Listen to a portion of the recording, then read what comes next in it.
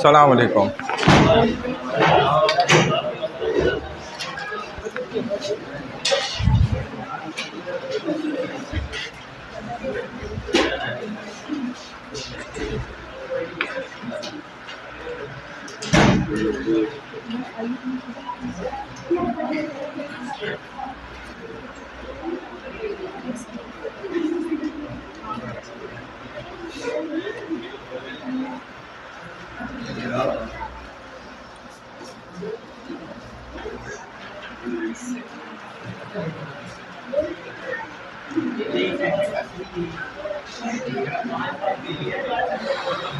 Wire निकला हुआ है ना ये।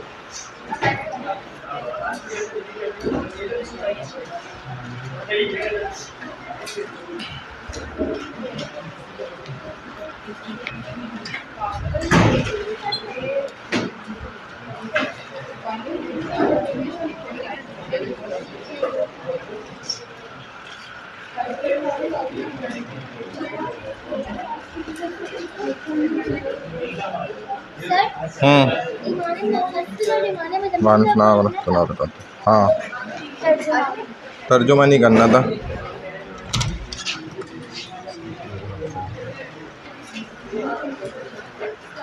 वालेकुम।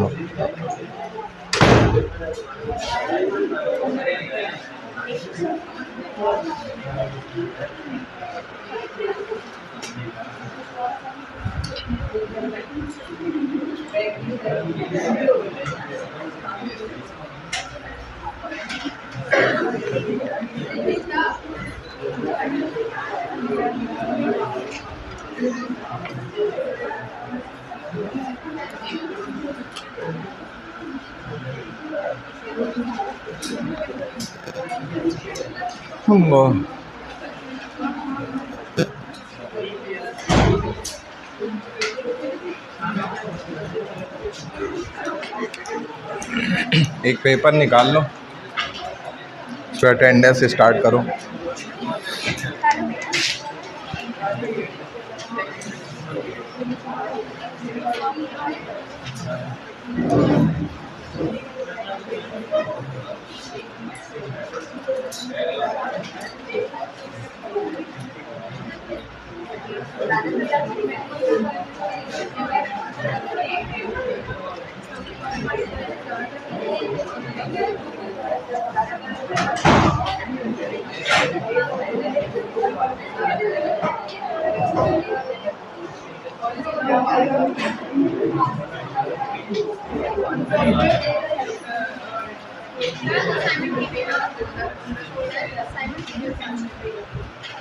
करते हैं, कलेक्ट करते हैं।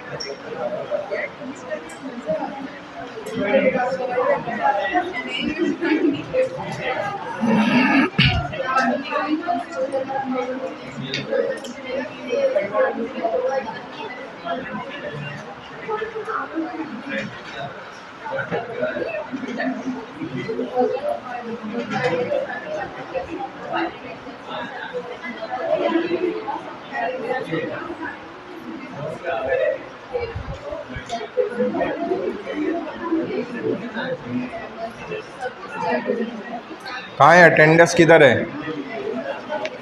जल्दी जल्दी तेज तेज लगाओ अटेंडेंस। हम्दुलिल्लाहि वहदा वस्सलातु वस्सलामु अला मन ला नबिय्य बअदा अम्मा बाद औज़ु बिल्लाहि मिनश शैतानिर रजीम बिस्मिल्लाहिर रहमानिर रहीम हम्दन कसीरन तय्यिबन मुबारकन फ़ी रब्बिश्रह ली सदरी वयस्सिर ली अमरी वहलुल उक़दतम मिन लिसानी यफ़क़हू क़ौली रब्बि यस्सिर वला तुअस्सिर वतम्मिम बिल खैर वबिका नस्तईन या फ़त्ताहु या फ़त्ताहु या फ़त्ताह। देखिए, हमने बात शुरू की स्टार्टिंग आमन्तु बिल्लाहि व मलाइकतिहि व कुतुबिहि व रुसुलिहि वल यौमिल आखिरि वल क़द्रि खैरिहि व शर्रिहि मिनल्लाहि तआला वल बाअसी बअदल मौत। आज तीसरी क्लास है आपकी।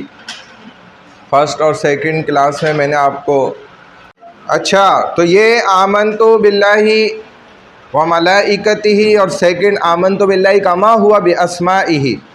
अगर मुसलमान है तो उनको समझ आना बड़ा आसान काम है। गैर मुस्लिम है वो अगर सवाल करें तो थोड़ा सा समझ में आती है बात, वरना मुसलमानों के लिए बहुत इजी है। वालेकुम अस्सलाम व रहमतुल्लाहि व बरकातहू।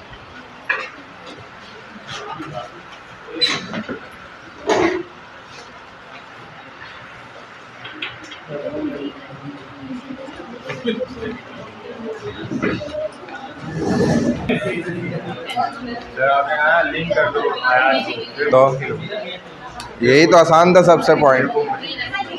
7 आर्टिकल्स और 5 पिलर्स लिख देते आप। कर लिया तो यही था बस असाइनमेंट, और क्या था। सर वो तो करें। तो आप उसके अलावा क्या करना चाह रहे थे? लिंक करना, तो लिंक कह रहे हैं सर, लिंक करना है आयात को 7 आर्टिकल्स। हाँ जी,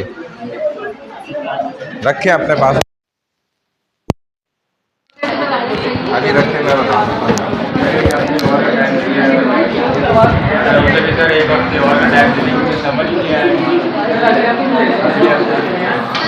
भाई खामोश हो जाओ। देखो, आमन्तु बिल्लाहि तौहीद व मलाइकतिही एंजल्स हैं, और व कुतुबिही बुक्स हैं। आगे व रुसुलिही प्रॉफिटिसी है, वल यौमिल आखिरी डे ऑफ जजमेंट है, वल क़द्रि खैरिही व शर्रिही मिनल्लाहि तआला तकदीर है, और वल बाअसी बअदल मौत लाइफ आफ्टर डेथ। आपने सिर्फ यही करना था कि अरबिक वर्ड लिखना था, आगे बता देना था कि किससे रिलेटेड है बस।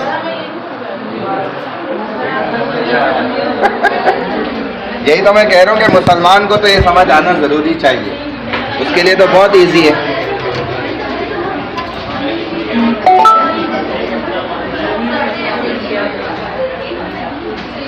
ये 5 पिलर्स वाला भी बता दें सर। 5 पिलर्स तो एलईडी है ना।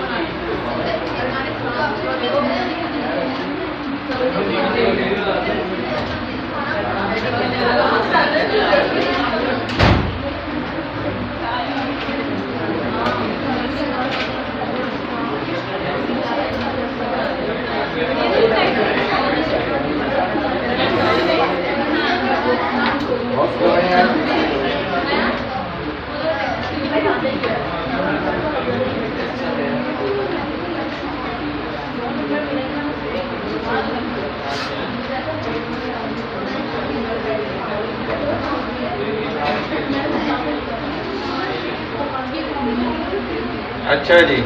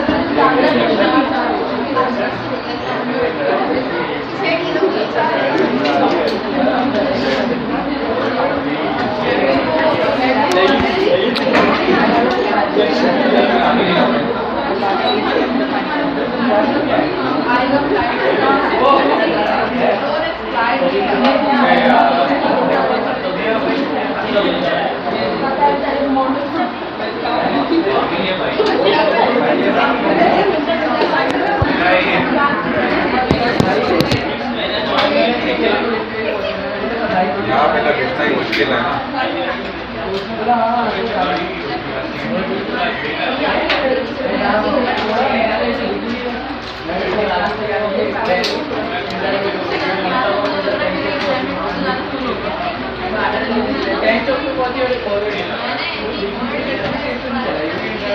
खुद ही नहीं रहा, इतना स्लो चल रहा है, क्या कर रहा है, पीसी इतना स्लो है।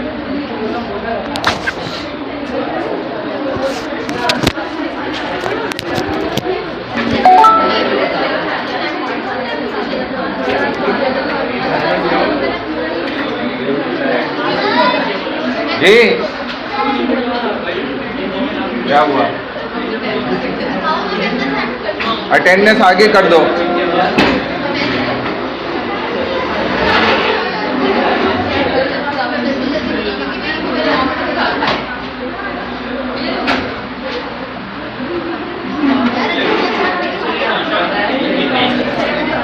एक तो ये था, दूसरा मैंने एक मैसेज और किया था, वो भी नहीं आया।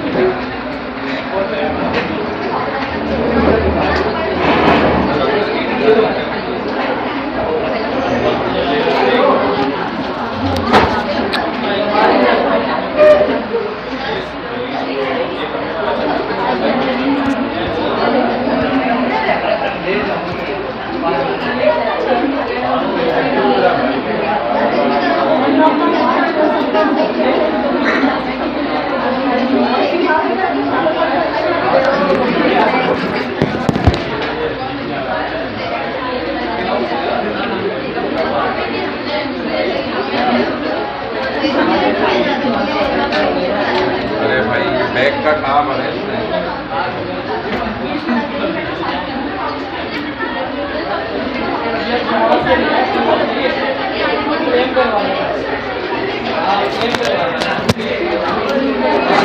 देखें, मैंने ये असाइनमेंट दिया था जिसमें ये दो आपके पास ईमान मुफस्सल और ईमान मुजम्मल था।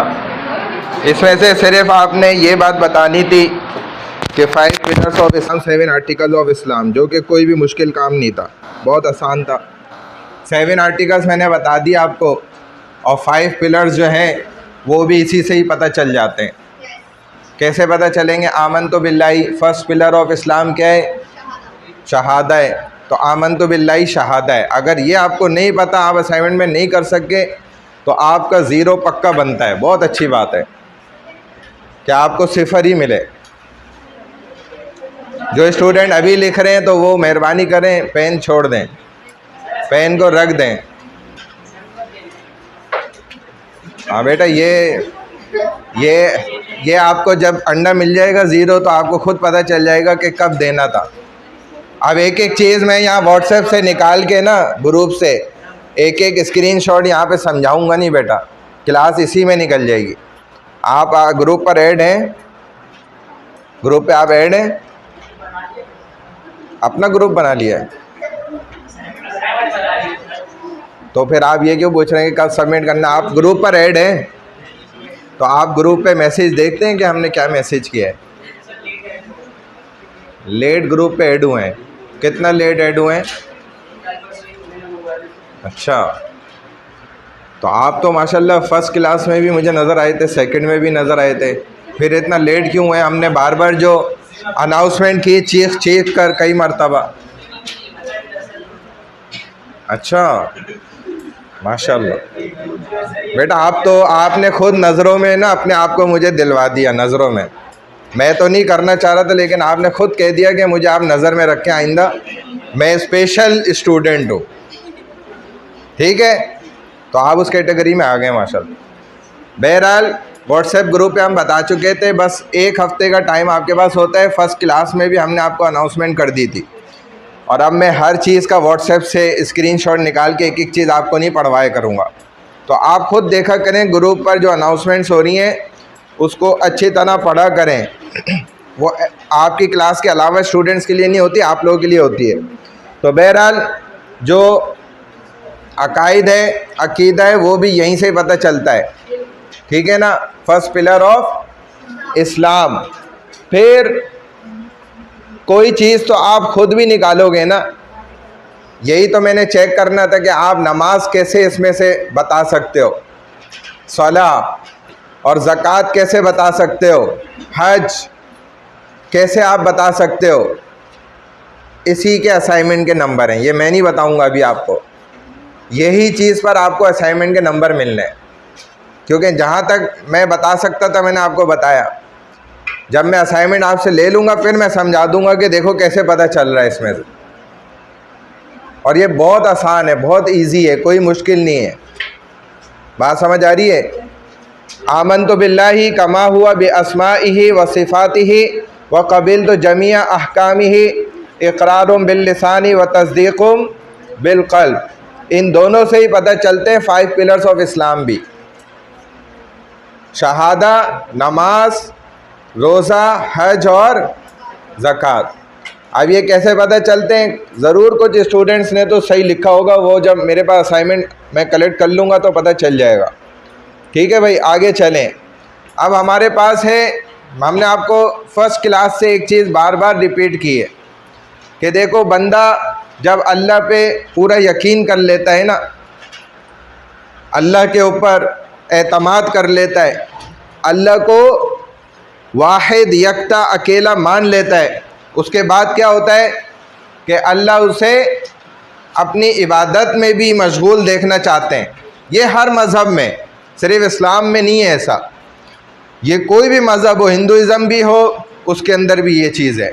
बुद्धिज़्म है, जुडिज़म है, या कोई भी दुनिया का मज़हब है, तो उनके यहाँ यही है कि हमारे जितने भी खुदा हैं या बुत हैं, उनके सामने हमने क्या करना है? पूजा करनी है। बात समझ आ रही है? गिरे हैं तो गिरे हैं, पड़े हैं तो पड़े हैं, खड़े हैं तो खड़े हैं। ये कैसे माबूद हैं कि अपने बंदों के सामने ही खड़े हैं? तो ये तो हकीकत है कि अब बुत है बनाया हुआ है, वो खड़ा हुआ है सामने, खुद बैठा हुआ है उसके सामने। मतलब एक आप कॉन्सेप्ट देखें। और कुरान कहता है कि उसके सामने तो मिठाई रखते हो और मक्खी आती है, उसमें से लेके अपना हिस्सा उड़ जाती है, और बुत बचा ही नहीं पाता, अपना रोज़ी अपनी रोटी खुद नहीं बचा पा रहा। तो ये कैसा, मतलब मैं कुरान की बात कर रहा हूँ, खुदा न खास्ता किसी के मज़हब को मैं बुरा नहीं कह रहा, हर एक का मज़हब उसके नज़दीक मुअज़्ज़म है। ठीक है, हम उसको बुराई नहीं कर रहे, लेकिन हमारा कुरान, जो हमारे रब हैं बनाने वाले, वो जो बात करते हैं उस बात को कोई तोड़ नहीं सकता। वो इतनी मजबूत बात होती है कि इसका जवाब आज तक कोई नहीं दे सका। अगर होता तो दे चुके होते। कुरान को उतरे हुए 1450 साल के करीब हो चुका है, अब तक आज तक किसी ने जवाब नहीं दिया। तो कुरान ये बातें करता है कि जो बिल्कुल रियलिटी के ऊपर मुनहसर होती हैं, कि देखो ये मक्खी ले गई, अपने बुत को बोलो रोक के दिखाओ ज़रा। और ख़ुद सहाबा रोते थे कि हम अपने ही बुत को मिठाई का बनाया होता था, सफ़र पे होते थे, सफ़र लंबा हो जाता था, भूख लगती थी, बुत को ही खा जाते थे। तो ये कैसा खुदा हुआ जो अपने आप को ना बचा सका? तो ये कुरान ने तारीफ़ की। अब अल्लाह भी चाहते हैं बंदा जब मैं उसका खालिक हूँ तो फिर माबूद भी मैं ही हूँ उसका। मेरी इबादत करे, बंदा इबादत में लग जाता है। अल्लाह से मोहब्बत का ये पहला इजहार है कि अल्लाह जैसे आप बोलेंगे मैं वैसे इशारे करूँगा। पूरी नमाज पाबंदी से पढ़ता है, अब अल्लाह उसको सेकंड स्टेप पे ले जाते हैं, नमाज से आगे बढ़ता है तो अल्लाह अब इसको भूखा भी रखवाते हैं कि अब देखो तुम हमारे लिए रोज़े रखो, अगर हमसे तुम्हें वाकई मोहब्बत है, इश्क है तो आगे आगे बढ़ो, फिर कदम बढ़ाओ, हम भी फिर कदम बढ़ाएंगे। जब बंदा रोज़े भी रखता है, सोम पाबंद हो जाता है, अल्लाह देखते हैं भाई ये तो मोहब्बत में आगे बढ़ रहे तो रुक ही नहीं रहा। फिर अगर मालदार है तो अल्लाह उसे हुक्म करते हैं ज़कात भी अदा करो। पैसा निकालता है वो अपने माल का, और अभी एक साहब ने 1 करोड़ से ऊपर की ज़कात निकाली अल्हम्दुलिल्लाह। तो उससे क्या होता है कि इंसान के अंदर जो माल बुराई लेकर आता है वो ख़त्म होती है। अब जब अल्लाह देखते हैं भाई मेरे लिए अपने माल से भी माल निकाल रहा है, हकीकत में तो ये माल वही है जो अल्लाह ही ने दिया है। तो जब अल्लाह देख लेते हैं बंदे में ये 4 काम उसकी मोहब्बत की इंतहा को पहुंच गए, तो अल्लाह उसको सफ़रे इश्क पे भी बुला लेते हैं। जर्नी ऑफ लव है हज। क्या है ये? लफ्ज़ है, वर्ड है, मुज्तमिअ से आता है, यानी कि जमा होने की जगह, जहाँ दुनिया भर से हर रंग व नस्ल का इंसान, हर ज़बान का, कोई भी किसी भी मज़हब का हो, वो अगर मुसलमान हो गया है तो वो वहाँ इकट्ठा हो जाते हैं। चाहे वो पहले जो भी मज़हब रखता था, लेकिन आज वो कन्वर्ट हो गया तो वो भी वहाँ पर जा सकता है, उसके लिए भी इजाज़त है। हाँ, नापाक जिस्म को मना किया कि वो मस्जिद में दाखिल ना हो, लेकिन जब पाक हो जाए तो दाखिल हो जाए भाई, हमारी तरफ से मना नहीं है, क्योंकि वो क्या है हमारी मुअज़्ज़म और मुबारक प्लेसेस हैं, ऐसी जगह कि अल्लाह चाहते हैं वहाँ पे पाकीज़गी फैली रहे, क्योंकि फ़रिश्तों का माहौल है। हमारे भी बाज़ लोग अगर ये गंद भला मुँह में खाते हुए और मस्जिद में दाखिल हो जाते हैं, सुन्नत के मुताबिक दाखिल नहीं होते, इस पर भी सज़ा मिलती है। और एक अल्लाह वाले को ऐसे पड़ गया था ज़ोर का, वो उल्टे पैर से गलती से मस्जिद में दाखिल हो गए, तो आवाज़ भी आई गैब से, पड़ा भी, गिर भी गए बाहर, और कहा भी कि या सौर, ए बैल की औलाद, तुम कैसे हमारे घर में दाखिल हो गए? क्योंकि नेक शख्स थे ना, अल्लाह वाले थे। बुरे लोगों को तो अल्लाह छोड़ देते हैं, ये जो भी करते रहे, इनको कभी भी नहीं कुछ करा जाएगा, इनको वहाँ पे छोड़ा नहीं जाएगा। तो यहाँ अल्लाह बुरा इंसान को इतना वारे में नहीं लेकर आते। जैसे बाज़ दफ़ा आपके टीचर भी ना चंद स्टूडेंट्स को छोड़ देते हैं, यार ये बच्चा छोड़ दो, बस इसको इसके हाल पे ही छोड़ दो, इसकी हरकतें ही ऐसी हैं, बस जो सही बनना चाह रहे हैं ना उन पर तवज्जो दो, तो ज़्यादा तवज्जो वहाँ से वो उनकी ऑटोमेटिक हट जाती है। वो आपकी वजह से होता है। अल्लाह भी ऐसे ही करते हैं, फिर बंदे को एक वक्त आता है अल्लाह छोड़ देते हैं, भाई करने दो, जो कर रहे करे। लेकिन नेक लोगों को अल्लाह तरबियत करते हैं उनको जैसे, तो फ़ौरन एहसास हो गया मैं अल्लाह के घर में ये कैसे उल्टे पैर से कैसे दाखिल हो गया, तौबा इस्तग़फ़ार की बाहर निकले, फिर सीधे पैर से सुन्नत के मुताबिक दुआ पढ़ते हुए, और ज़िंदगी भर उनके नाम को सौर के साथ ही याद किया जाता है। अल्लामा सौरी रहमहुल्लाह, यानी कि बैल वाले बुज़ुर्ग आलिम, वो इसी नाम से मशहूर हो, क्योंकि अल्लाह ने नाम दे दिया। बहरहाल तो मुबारक जगह होती है, यहाँ पर पूरी दुनिया से एक देखा जाए तो दुनिया का एक बड़ा मजमा इकट्ठा होता है, और हज ऐसा अमल है जो अल्लाह की मोहब्बत से भरा हुआ है, और अल्लाह अपने ही अहकामात के ख़िलाफ़ हज में सारे काम करवाते हैं, बिल्कुल नेगेटिव चले जाते हैं। क्यों? क्योंकि जब मोहब्बत का तकाज़ा ही ऐसा है, इश्क का तकाज़ा ही ऐसा है कि उसमें सीधे काम तो कम होते हैं, उल्टे काम ज़्यादा हो जाते हैं। जैसे मजनू था, वो लैला की गली से आने वाले कुत्ते के पैर चाट रहा था, तो किसी ने कहा तो उसने यही कहा, भाई ये चूँकि मेरी लैला की गली से चलता हुआ आया है, लिहाजा इसकी भी अज़मत है मेरी दिल के अंदर, ठीक है, मेरे अंदर दिल में मोहब्बत है इसके लिए। तो लैला का क्या मकाम होगा? बहरहाल तो अल्लाह का जो मकाम है वो तो बहुत आला है। अब बंदा जब सबसे पहले हज के लिए रवाना हो रहा होता है तो वो एक एहराम 2 कपड़ों के ऊपर है मुश्तमिल, बग़ैर सिलाई हुआ, उसमें कोई भी चीज़ सिली हुई नहीं ऐड होती, अगर हो तो वो आपके ऊपर दम लाजिम कर देता है। फिर खुशबू लगाना रसूलुल्लाह सल्लल्लाहु अलैहि वसल्लम की सुन्नत है, आपने पसंद फरमाया, लेकिन खुशबू आप किसी भी किस्म की इसमें इस्तेमाल नहीं कर सकते। यानी कि अल्लाह को बदबूदार हाजी पसंद है। बदबूदार का मकसद समझ रहे हैं ना, गंदगी वाला नहीं, नापाक नहीं, मैला कुचैला अल्लाह को पसंद है। गर्द गुबार आप झाड़े भी नहीं अपनी दाढ़ी को अगर है, क्योंकि शेर की होती है, जो शेर नहीं होता उसकी दाढ़ी भी नहीं होती। शेरनी देखी आपने? शेरनी की दाढ़ी देखी है कभी? तो बस वहीं से समझ जाएं कि आप शेरनी हैं या शेर हैं। लेकिन शेरनी भी कम नहीं होती, चलो वो भी है, शेर बेचारे के लिए वही शिकार करती हैं। शेर तो शेर है ना, बब्बर शेर अलग है। बहरहाल तो अगर दाढ़ी पे गुबार भी है, मट्टी आलूद हो गई, उसको झाड़ने की भी ज़रूरत नहीं है, बालों को भी झाड़ने की ज़रूरत नहीं। अल्लाह को ऐसा हाजी ज़्यादा पसंदीदा है। फिर आप बंद जूते नहीं पहन सकते। क्यों है ऐसा? कि खुली पट्टी, बस 2 पट्टी वाली की इजाज़त, क्योंकि अल्लाह बिगड़ी हुई हालत वाले इंसान को अभी देखना चाहते हैं कि जो मेरे लिए ना अब बर्दाश्त करके दिखाए। कीड़े भी चल रहे हैं ना सर में, आप नहीं उसको पकड़ सकते, उसको फेंक नहीं सकते अपने जिस्म से। अगर हाथ में आ भी गया तो आप फेंकेंगे नहीं, वापस उनको शराफत से, इज़्ज़त से वहीं रखेंगे। क्योंकि अगर आपने फेंक दिया या मार दिया, जूं आ गई या कोई भी कीड़ा आ गया, तो आप पे दम लाजिम होगा। आपको खुजली मच रही है तो आप खुजली भी एहराम की हालत में नहीं कर सकते, और अगर करते हैं और ख़ारिश आ गई या खून लग आ गया, उस पर भी दम लाजिम होता है। तो ये सारी चीज़ें क्यों हैं?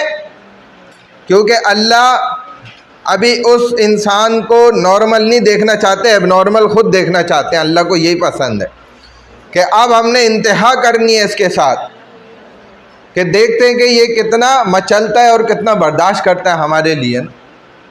तो ये सब कुछ होता है ihराम की हालत में, और बंदा अंदर कोई इजाफी कपड़े नहीं पहन सकता। अब उसी तरह उसने सोना भी है, उठना भी है, जागना भी है, पैदल भी चलना है, पत्थर भी इकट्ठे करने, बैतुल खला भी इसी हालत में जाना है, पत्थर भी इसी हालत में मारने, सारा कुछ दौड़ भी इस हालत में लगानी है। तो अल्लाह ये सारे काम पागलों वाले क्यों करवाते हैं?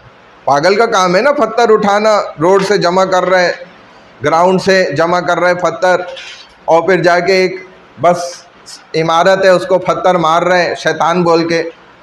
तो ये सारे काम किसके होते हैं? कोई पागल या मजनून आदमी ऐसा करता है। समझदार आदमी ये काम हमने तो कभी नहीं देखा करते हुए, सिवाय हज के। तो हज पर अल्लाह ये सारे काम इसीलिए करवाते हैं कि बंदे को चेक करते हैं। अच्छा, इस सब के बाद जब ये हो जाता है हज, फिर असल चीज़ अल्लाह ने चेक करनी होती है कि अब इसकी ज़िंदगी वाकई बदली है पिछली ज़िंदगी से, या वही इकरा यूनिवर्सिटी वाली ज़िंदगी कंटिन्यू वापस आ गई, यहाँ एयरपोर्ट पे छलांग मारी और फिर वही दाढ़ी गायब, टोपी गायब, सुन्नत लिबास गायब, वही सारी हरकतें पुरानी वाली अल्हम्दुलिल्लाह कंटिन्यू। तो अल्लाह भी ऐसे बंदे पे लानत ही भेजते हैं कि हमारी तरफ से भी आपको लानत कबूल हो, और फिर अल्लाह भी ऐसे बंदे को छोड़ देते हैं। क्योंकि ये एक आखिरी हद होती है। जब बंदा उम्रा करने जाता है, उम्रा करके आता है, या हज करने जाता है, हज करके आता है, अल्लाह के घर को देख के आ जाता है, और वहाँ सारी एक्टिविटीज़ सही तौर पे सीख कर जाके प्रैक्टिस से, क्लासे लेके, उलमा से, और वहाँ जाके उस तरह उम्रा मुकम्मल करके हज कंप्लीट करके वापस आता है, तो यकीनन कसम खा के ये बात कही जा सकती है कि उसकी ज़िंदगी 100% बदल जाएगी। और अगर नहीं बदली है तो फिर ऐसे इंसान पर लानत है। मैं आपको सच बता रहा हूँ, अल्लाह भी लानत भेजते होंगे और उसके फरिश्ते भी, क्योंकि जो बंदा अपने महबूब के घर से होकर आ जाए वो फिर भी महबूब का ना बने, तो दुनिया की औरत भी उस पर लानत भेजेगी कि यार तुम्हें मैं अपने घर में बिठाया, घर घुमाया, घर में खिलाया, घर में पिलाया, घर की सारी रौनकें तुम्हें दिखाई, सैर करा दी, सब कुछ तुम्हें अपना दे दिया, लेकिन तुम वहीं के वहीं खड़े हुए हो, लानत तुम्हारी शक्ल पे। सही बात है, कोई बुराई की बात नहीं इसके अंदर, क्योंकि ये एक लास्ट स्टेज है। अगर इसके बाद आप नहीं बदले, चेंज नहीं आया आपकी ज़िंदगी में, तो बस आपका जाना ना जाना बराबर है। इससे बेहतर था कि आप ना जाते, वो पैसे उधर गज़ा में ही भिजवा देते ना, तो शायद आपको कुछ सवाब अजर मिल भी जाता। इस पे तो आपको कुछ भी नहीं मिला, ये पक्की बात है। मैं आपको अपनी तरफ से नहीं कह रहा, ये शरीयत की बात आपको कन्वे कर रहा हूँ, बता रहा हूँ, ये शरीयत की तरफ से है। तो बहरहाल जब इतनी तकलीफ़ें उठा के इंसान और अपनी लाइफ को चेंज ना कर सके हज करके, उम्रा करके, तो अब उसका नमाज़ें भी पढ़ने का कोई फ़ायदा ही नहीं है, कुरान की तिलावतें भी करे तो कोई फ़ायदा नहीं है। अगर उसके मामलात सही नहीं है तो ये इबादत उसको नहीं छुड़ा सकेंगी अल्लाह के यहाँ। और हज और उम्रा इंसान को असल यही चेंज करता है कि ये आपके जो मामलात होते हैं ना इंसानों के साथ, उसको ठीक कराता है, क्योंकि आप अपने अल्लाह के साथ मामला करके आते हैं वहाँ से, और वापस आके आपके मामलात सबसे पहले ठीक होते हैं। इबादत भले ठीक ना भी हो ना, टूटी फूटी हो, तब भी बंदा कामयाब हो जाता है, क्योंकि मामलात का ताल्लुक़ हुकूकुल इबाद के साथ है, इबादत का ताल्लुक़ हुकूकुल्लाह के साथ है। अल्लाह अपने हक़ छोड़ सकता है, बंदों के कभी नहीं छोड़े।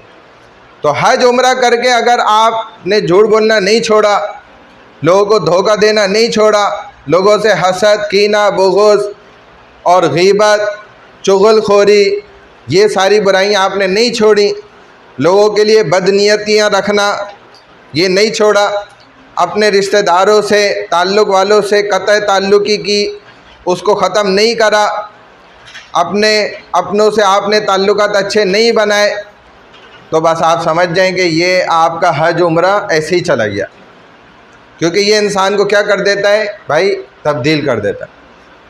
और ये सिलसिला शुरू कहाँ से हुआ? अल्लाह ने हज के अंदर जितने भी अरकान रखे, ये हज़रत इब्राहीम अलैहिस्सलातु वस्सलाम, उनके साहिबजादे हज़रत इस्माईल अलैहिस्सलातु वस्सलाम और अहलिया हज़रत हाजरा अलैहिस्सलाम, उनकी अदाएँ अल्लाह को बड़ी पसंद आई।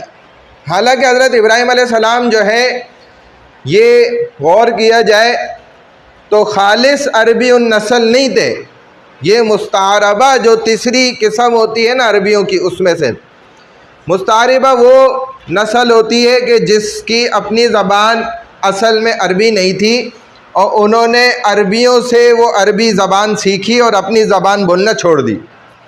जैसे हमारे भी माशाल्लाह बहुत से पाकिस्तानी ऐसे हैं जिन्होंने अंग्रेज़ों से, फ़रंगियों से, यहूदियों से अंग्रेज़ी सीख ली। आज वो टर टर टर टर टर टर टर टर अंग्रेज़ी बोलते हैं, लेकिन उर्दू उनको अल्हम्दुलिल्लाह भूल गई है।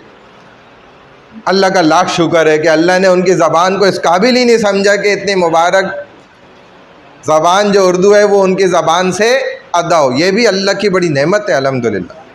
इसीलिए वो क्या बोलते हैं, अंग्रेज़ी तो बोल सकते हैं लेकिन उर्दू नहीं बोल सकते, अरबी नहीं बोल सकते। तो बहरहाल अरबी उन्होंने सीखी थी। इब्राहीम अलैहिस्सलाम ने, एक कौम थी जाराना जो वहाँ आबाद हुई थी, हज़रत इस्माईल ने भी उन्हीं से सीखी थी।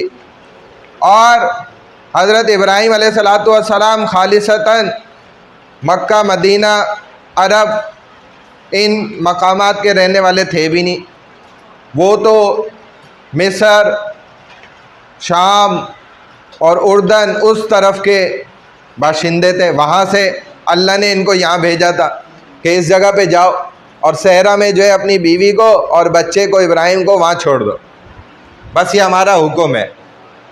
छोड़ के जाने लगे, ऊँटनी पे थे।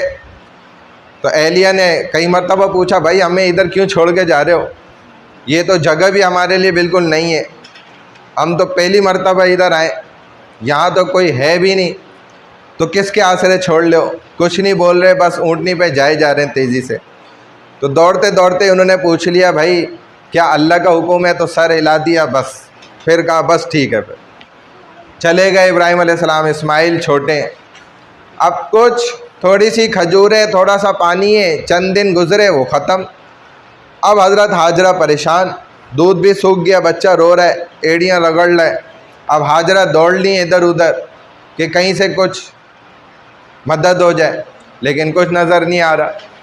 और सफ़ा मरवा की पहाड़ियाँ 2 फासले पर, जो लोग गए उन्होंने देखा है, तो वहाँ पे चढ़ती हैं, 7 चक्कर लगाए लेकिन कुछ नहीं मिला। फिर कहते हैं कि ये जो जाराना कौम थी ना, इन्होंने अपने बंद बनाए हुए थे पानी रोकने के, अल्लाह ने वो बंद तोड़ दिया उन्हीं दिनों ना, वो पानी फैल गया सारा। अब जब पानी फैल गया, ज़ाया हो गया, अब पीने के लिए पानी नहीं है। अब वो अपने यमन से निकले, मुख्तलिफ़ काफ़िलों की शक्लों में, अलग अलग रुख पे निकल गए। ये जो जाराना कबीले का एक काफ़िला था, वो इस रुख पे निकला मक्का की जानिब, और पानी हासिल करेंगे क्योंकि बुनियाद है, ज़िंदगी उस पर मुनहसर है, पानी होगा ज़िंदगी आगे चलेगी। अब जब इधर करीब पहुँचे तो इनको परिंदे नज़र आए उड़ते हुए, और उन्होंने देखा कि भाई ये तो पानी की निशानी है, और यहाँ तो हम जानते हैं कि ये सारा पहाड़ी इलाका है, रेगिस्तान है, इधर तो कोई पानी का नामो निशान ही नहीं होना चाहिए, लेकिन परिंदे तो ज़रूर जाके देखना पड़ेगा। जब करीब पहुँचे तो हज़रत हाजरा जब दौड़ ली थी, उस दौरान अल्लाह ने फ़रिश्ते को भेजा जिब्राइल को, और उन्होंने आवाज़ लगाई कि अल्लाह की मदद आ गई है। अब इनको नज़र कुछ नहीं आ रहा, कहने लगी भाई जो है सामने आ जाओ ताकि मुझे पता चले। तो अल्लाह ने हुक्म दे दिया जिब्राइल को, जहाँ बच्चे ने एड़ी रगड़ी आप अपना पर उधर मारे। उन्होंने पर मारा, पानी निकल गया, आबे ज़मज़म। इसको एक तो जिब्राइल का पर लगा, दूसरा हज़रत इस्माइल की एड़ी लगी, तीसरा रसूलुल्लाह सल्लल्लाहु अलैहि वसल्लम ने भी ये आबे ज़मज़म पानी निकाला, पिया, और फिर उसमें अपने मुंह से पानी को वापस उल्टा बर्तन के अंदर, और अपना लुआब निकाल के उसमें ऐसे शामिल कर दो, और फरमाए कि जाके आबे ज़मज़म कुएं में ही डाल दो ताकि मेरा ताल्लुक़ मेरे इस्माइल से भी जुड़ जाए। कहाँ वो इतने सालों पहले आए। तो ये 3 खुसूसियात जुड़ गई इसके साथ। इसलिए कहते हैं जन्नत से भी ज़्यादा अफजल पानी आबे ज़मज़म है। जब नबी अलैहिस्सलाम का हार्ट का बाईपास किया गया, दुनिया में पहला बाईपास यही था, तो जिब्राइल आए, फ़रिश्ता आया, तश्तरी लाए, उसके साथ काफ़ी सामान भी लाए कि सीने को खोला जाएगा, वापस सिया जाएगा, ये सारे औज़ार सब कुछ जन्नत से लाए। लेकिन जो पानी यूज़ किया वो दुनिया से आबे ज़मज़म का लिया। तो यहाँ से ये साबित हो जाता है कि जन्नत का पानी से भी अफजल पानी ये था, इसीलिए इस पानी को इस्तेमाल किया गया। तश्तरी में भी ये पानी था जिससे आपका दिल धोया और फरिश्ते ने वापस फिट करा। ये आपकी ओपन हार्ट सर्जरी हुई थी। दुनिया का ये सबसे पहले कॉन्सेप्ट नबी अलैहिस्सलातु वस्सलाम ने दिए। सबसे पहला कॉन्सेप्ट ये खला में जाने का नबी अलैहिस्सलाम ने दिया है। जब आप मेराज पे गए तो आपने बहुत सारी सबसे तेज़ बर्क रफ्तारी सवारी का कॉन्सेप्ट हमारे नबी ने दिए। अगर आप पढ़ेंगे तो आपको पता चल जाएगा ये सारी चीज़ें हमारे तारीख़ है मुसलमानों की, ये हमारी इजादात हैं, ये अंग्रेज़ों की कतन नहीं है। आप उनकी किताबें उठा के पढ़ के बड़ा शौक़ रखते हैं, आपको कुछ नहीं मिलेगा वहाँ से, उसके पास कुछ भी नहीं है। ये सब आप मुसलमानों का है। अगर आप इसको निकालें, ढूंढें और पढ़ें तो आपको पता चल जाएगा। बहरहाल इन शॉर्ट ये कि वो काफ़िला जब इधर पानी के करीब आ गया तो हज़रत हाजरा से इजाज़त ली, जबकि ज़माने जाहिलियत चल रहा था। ये लड़की को तो कोई इज़्ज़त ही नहीं देते थे, वो तो एक गंदगी थी इनके यहाँ, उठा के उसको मट्टी में बंद करते थे, ज़िंदा दफन करते थे उसको, क्योंकि वो समझदार थे। वो कहते थे कि ये टोटल लॉस है, लड़की की पैदाइश टोटल नुकसानदेह। नो गेन प्रॉफिट, 0%, उल्टा नुकसान करके जाएगी हमें।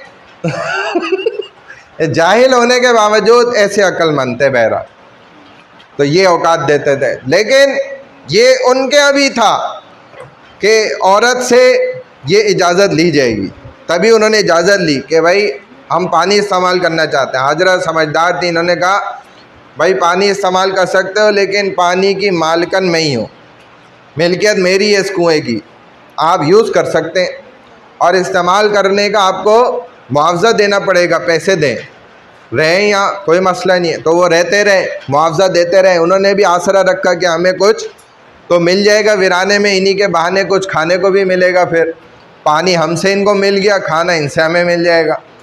तो बहरहाल ये सिलसिला हो गया, ये आबाद हो गए। जब इब्राहीम अलैहिस्सलाम वापस आए तो चंद साल गुज़र चुके थे, इस्माइल भी थोड़े बड़े हो गए थे।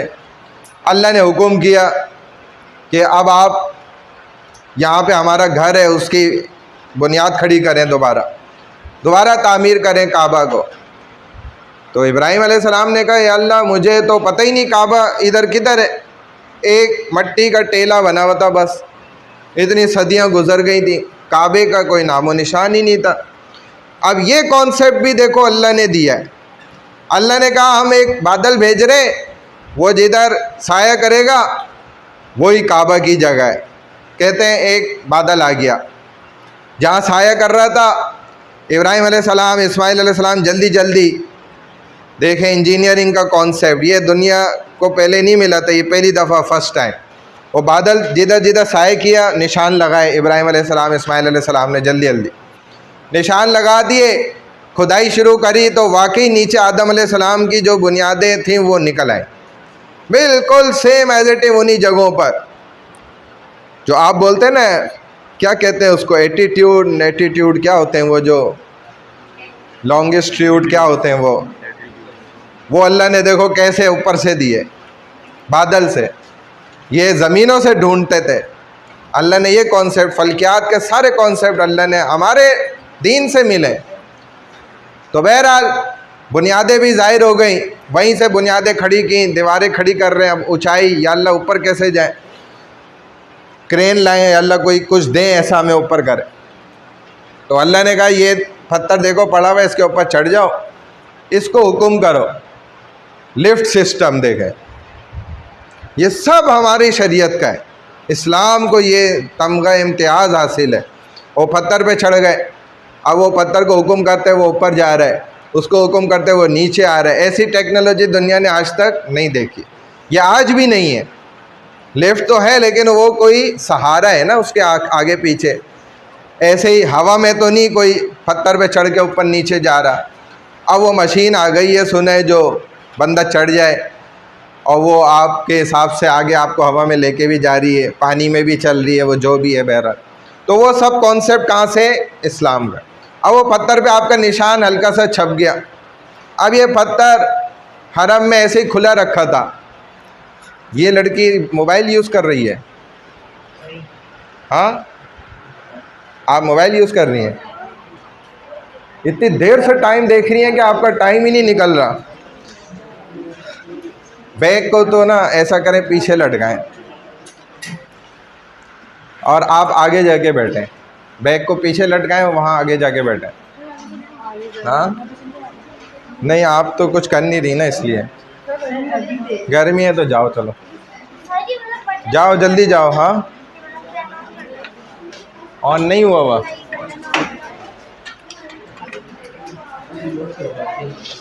ये रिमोट से करना पड़ेगा, क्या करें। अच्छा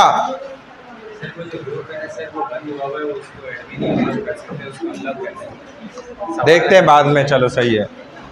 अब क्या हुआ, वो पत्थर भी ऐसे रखा गया बैतुल्ला में, लोगों ने उसको भी चाट लेते थे लोग आके, ज़बान से बोसा दे रहे हैं, चाट रहे हैं उसको।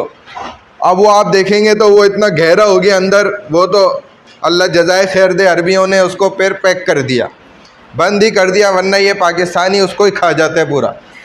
तो ये हमारे पाकिस्तानियों की बरकत से ही माशाल्लाह वहाँ पे अब काबे का पर्दा भी हम हाथ नहीं लगा सकते, वो भी उन्होंने ऊपर करके सी दी है, क्योंकि ये लोग काट के ले जाते थे, कोई फाड़ देता था, कोई क्या करता था। हमारे पाकिस्तानी माशाल्लाह बहुत आगे इन चीज़ों में।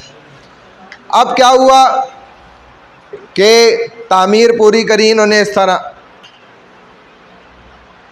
इतने अरसे में इस्माइल भी बड़े हो गए, इब्राहीम अलैहिस्सलाम का भी इंतकाल हो गया, जवान हो गए। जो कबीला वहाँ पे आके ठहरा था वो कबीले में ही इस्माइल अलैहिस्सलाम की शादी हुई। अब हैरत की बात है कि जब रात हुई ना तो हज़रत हाजरा ना बड़ी इधर घबराई इस कबीले के आने से पहले, अकेली सहरा में। तो कहीं से गीदड़ की आवाज़ आने लगी, कहीं से जो है वो शेर की सी आवाज़ आ रही है, कहीं से अजीब आवाज़ें।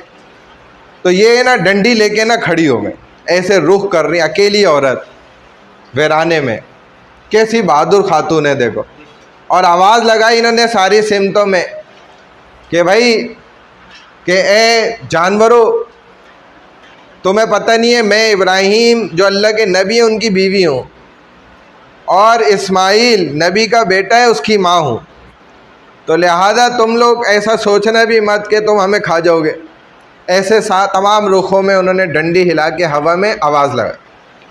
अब कहते हैं जैसी आवाज़ लगाई तो जानवर सारे खामोश, और इर्द गिर्द आके ना घेरा लगा के वो बैठ गए, और ज़बान हाल से ये कह रहे थे कि आप ये समझ रही हैं कि हम आपको नुकसान पहुंचाने आए, जबकि हम पहरे के लिए इधर आए।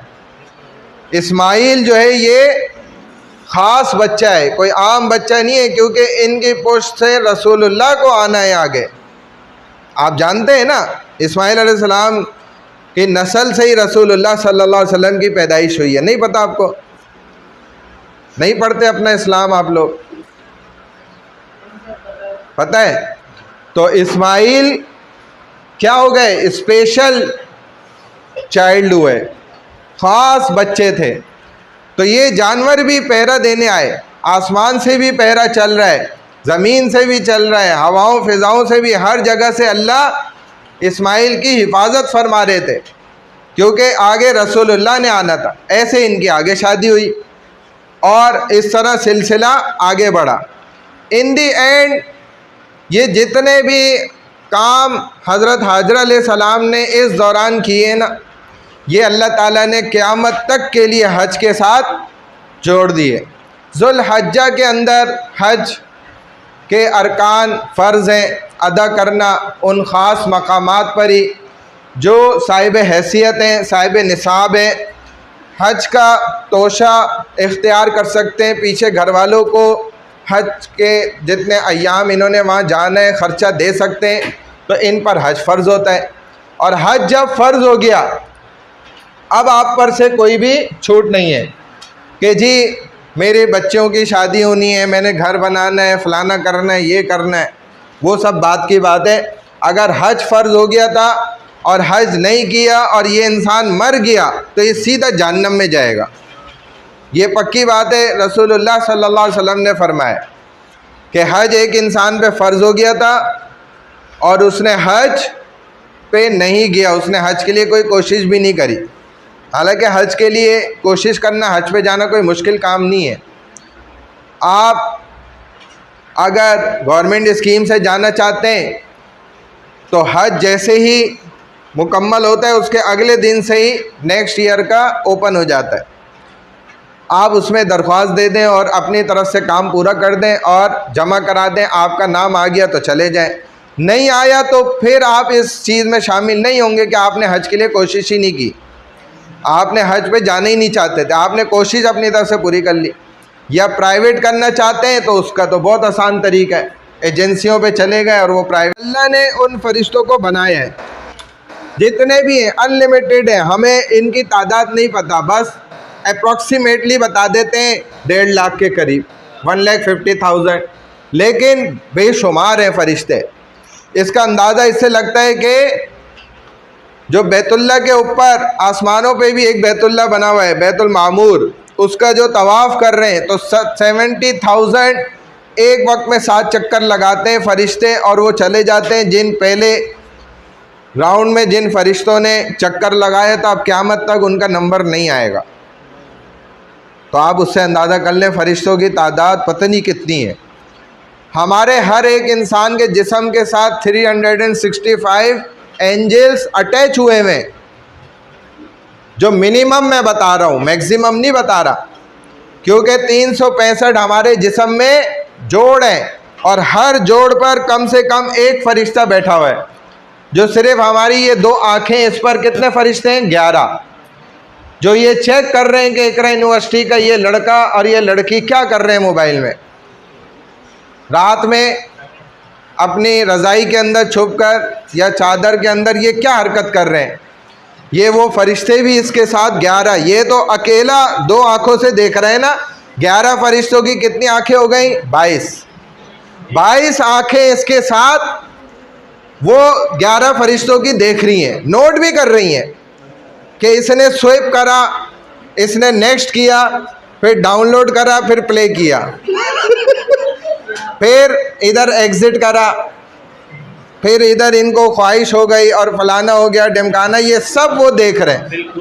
ऐसे थर्मामीटर हमारे पास भी नहीं है जो अल्हम्दुलिल्लाह उन फरिश्तों के पास है।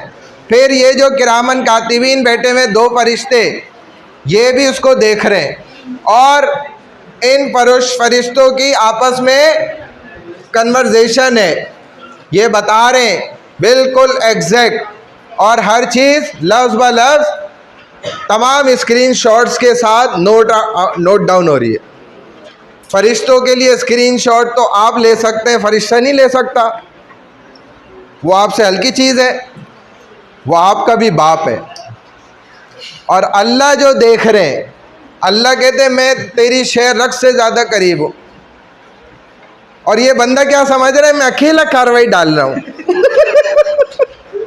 अरे अल्लाह के बंदे, जब वो वक्त आएगा ना, अल्लाह पूछेंगे बंदे तू वो वाली रात याद है, तुमने वो इस तरह अमल किया था?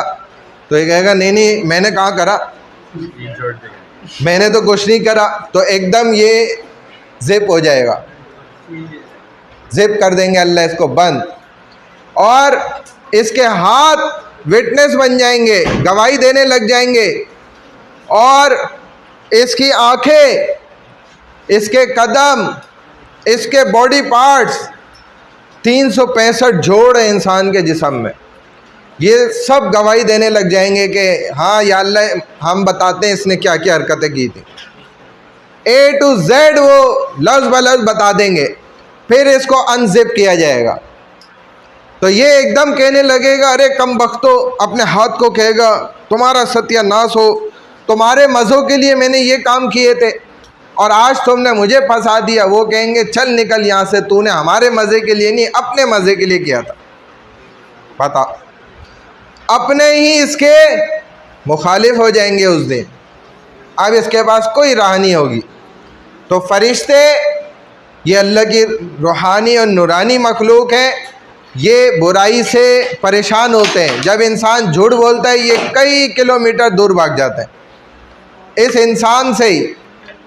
अब इस पे इस दौरान जिन्नात हमला कर सकते हैं बड़ी आसानी से, क्योंकि ये फरिश्ते तमाम आज़ा की जो प्रोटेक्शन के लिए लगे हुए हैं, ये सारी जो शैतानी कुव्वतें और ताकतें हैं, जो गंदी ताकतें, उनसे बचाने के लिए लगे हुए होते हैं हकीकत में, लेकिन देखते सब कुछ चाहिए। तो जब बंदा ये हरकतें करता है वो अपना सबसे बड़ा नुकसान कर रहा होता है सबसे पहले, कि उसने अपने ही मुहाफिज गार्ड्स को अपने से दूर कर दिया। आओ भाई अब मुझे मारो जिसने मारना। अब जब इसके साथ शैतानी ताकतें चिमट जाती हैं तो अब हमारे पास भाग के आते हैं कि मौलवी साहब किसी ने जादू कर दिया है, किसी ने ये बंदिश कर दी है, किसी ने यूँ बंद कर दिया है सब कुछ, किस्मत बिल्कुल बंद हो गई और ये हो गया। भाई ये किसी ने नहीं करा, ये अल्हम्दुलिल्लाह आपने खुद ही किया है। आपने खुद अपने हाथों से ये सारा काम किया है, क्योंकि आपने अपनी प्रोटेक्शन जो गार्ड से जो शील्ड थी वो आपने आपने खुद तोड़ी है। तो अब जब कोई थोड़ा सा कुछ कर दे तो वो फ़ौरन उसका असर हो जाता है इंसान पे। अब ये इबादत क्या है, ये और मज़ीद एक्स्ट्रा शील्ड हैं, एक्स्ट्रा प्रोटेक्शंस हैं हमारी, जो हमें और ज़्यादा प्रोटेक्ट करके रखती हैं। ये जो फेस कवर है औरतों के लिए अल्लाह ने रखा है, ये क्या ऐसे ही है? इसका कोई फ़ायदा नहीं है। आपको अगर दिखा देना अल्लाह एक झलक सिर्फ, इसका क्या फ़ायदा है? तो यकीन करें कि आप मजाल है कि फिर आपकी आवाज़ भी बेपर्दा हो। ये तो हमें इसका अंदाज़ा ही नहीं है ना, अल्लाह ने इस पर हमें क्या देना है। अभी मैंने एक हदीस पढ़ी, नबी अलैहिस्सलाम फरमाते हैं कि जो औरत पर्दा नहीं करती ना, इसकी ज़िंदगी में कभी बरकत नहीं आएगी, चाहे ये कुछ भी करवे। और फरमाया अल्लाह इसको अपना आप ही नहीं दिखाएंगे। अल्लाह जिसने इसको बनाया था, अगर गलती से ये जन्नत में चली भी गई, सारी ज़िंदगी अल्लाह इसको अपना आप कभी नहीं दिखाएंगे। देखो ये कम सज़ा है, कितनी ख़तरनाक बड़ी सज़ा है। और सबसे बड़ी नेमत ही इस कायनात की भी और इस कायनात से आगे मरने के बाद भी वो यही है कि जिसको अल्लाह को जो देख ले, बस ये जन्नत भी उसके सामने कुछ भी नहीं है, वही नहीं मिलेगी, कभी भी नहीं मिलेगी ये। तो ये आप खुद सोच लो कितनी अहम पार्ट है हमारे दीन के, इस्लाम के, और हम उनको ऐसे ही छोड़ देते हैं। हम एहसास ही नहीं करते हम क्या कर रहे हैं। और मर्द का पर्दा क्या है? ये आँख, ये मर्द का पर्दा है। अगर ये इसको नहीं सही इस्तेमाल कर सकता तो फिर ये कुछ भी नहीं कर सकता ज़िंदगी में। और अगर इसी को सही इस्तेमाल कर लेता है तो यकीन करें ये अल्लाह की नज़र में फिर दुल्हा बन जाता है। ये अल्लाह का दुल्हा है ये। फिर अल्लाह इसको हर जगह से ऐसे निकालेंगे ना, लोग दरवाज़े बंद करेंगे और अल्लाह इसके लिए दरवाज़े पे दरवाज़े खोलते जाएंगे। लोग बंद पे बंद करते जाएंगे, अल्लाह खोलते चले जाएंगे। अब हमें देख ले, हम आपके सामने खड़े हैं अल्हम्दुलिल्लाह। क्या हमारे दुश्मन नहीं होते होंगे दुनिया में?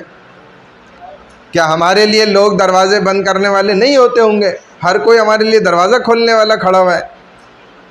मुझे खुद याद है बचपन में हमारी पड़ोसन खातून ने मुझे कहा था, जब मैं अपने शौक़ से मौलवी बन रहा था ना, उसने कहा था तुम मौलवी बन जाओगे, कहाँ से खाओगे?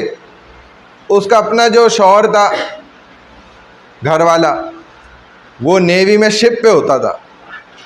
मुझे उनकी बात बड़ी बुरी लगी, लेकिन मैंने कोई ख़ास जवाब नहीं दिया। बस मैंने एक जुमला कहा कि भाई जो अल्लाह आपको खिलाता है वो मुझे भी खिलाएगा। और उनका जहन ये था कि मैं भूखा मर जाऊंगा। मौलवी बन गया तो क्या हो जाएगा भाई? मैं भूखा मरूंगा। हालांकि मौलवी अल्हम्दुलिल्लाह अच्छे से अच्छा दुनियादारों से खाते हैं, और ऐसा खाते हैं कि इनके तो बाप दादे भी नहीं सोच सकते वो कुछ खाने को, जितना हमने अल्हम्दुलिल्लाह खाया है ना। रोज़ बकरे खाए हैं, आज भी रोज़ अल्लाह हमें गोश्त खिलाता है। आप तो हज़म भी नहीं कर सकते, आपके तो वो मैदे भी नहीं है। और अगर आप गलती से खा लें, या तो आप मर जाएंगे या आपकी तोन इधर होगी। और देख लो हर जगह अपनी जगह पे चीज़ है अल्हम्दुलिल्लाह। लेकिन हम बहुत खा गए बकरे, हमें याद भी नहीं है, और रोज़ खाते थे, अब भी खाते हैं माशाल्लाह।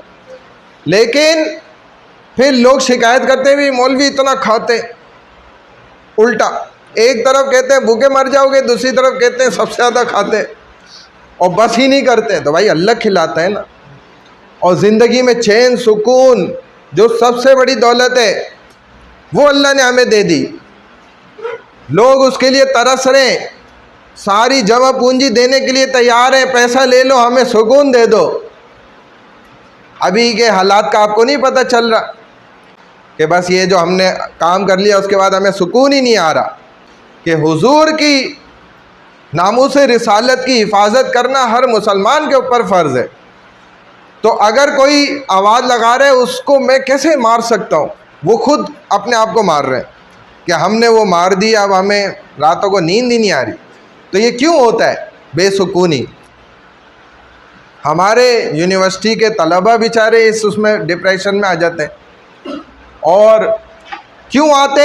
वजह यही है कि अल्लाह से ताल्लुक़ छोड़ दिया, तो अब गैरुल्लाह से जब भी आप ताल्लुक़ जोड़ेंगे अल्लाह को छोड़ के, तो फिर यही हाल हो जाएगा, फिर आपको सुकून नहीं मिल सकता।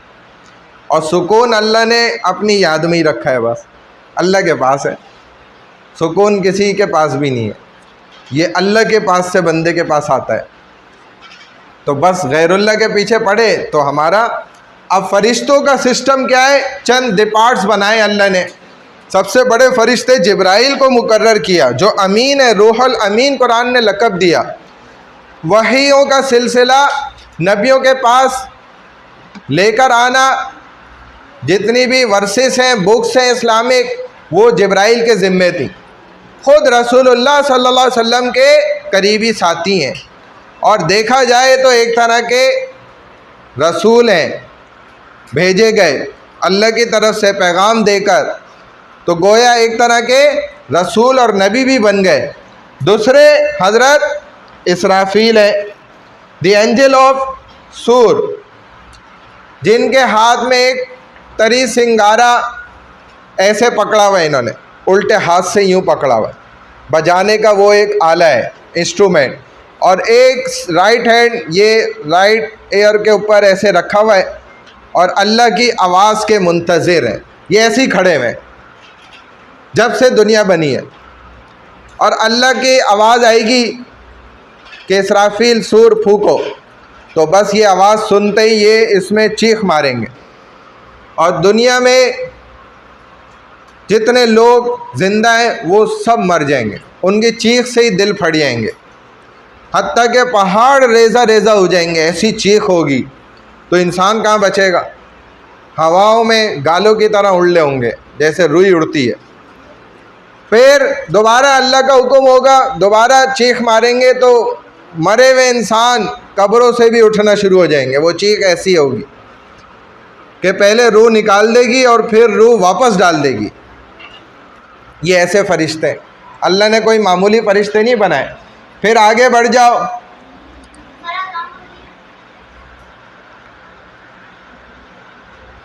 क्या टाइम हुआ है,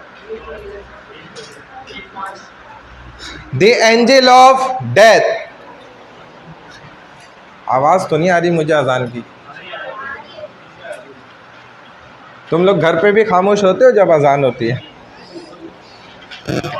अभी तो आवाज़ भी नहीं आ रही है, और आ रही है तो फिर तो खामोश हो जाओ, नहीं आ रही तो फिर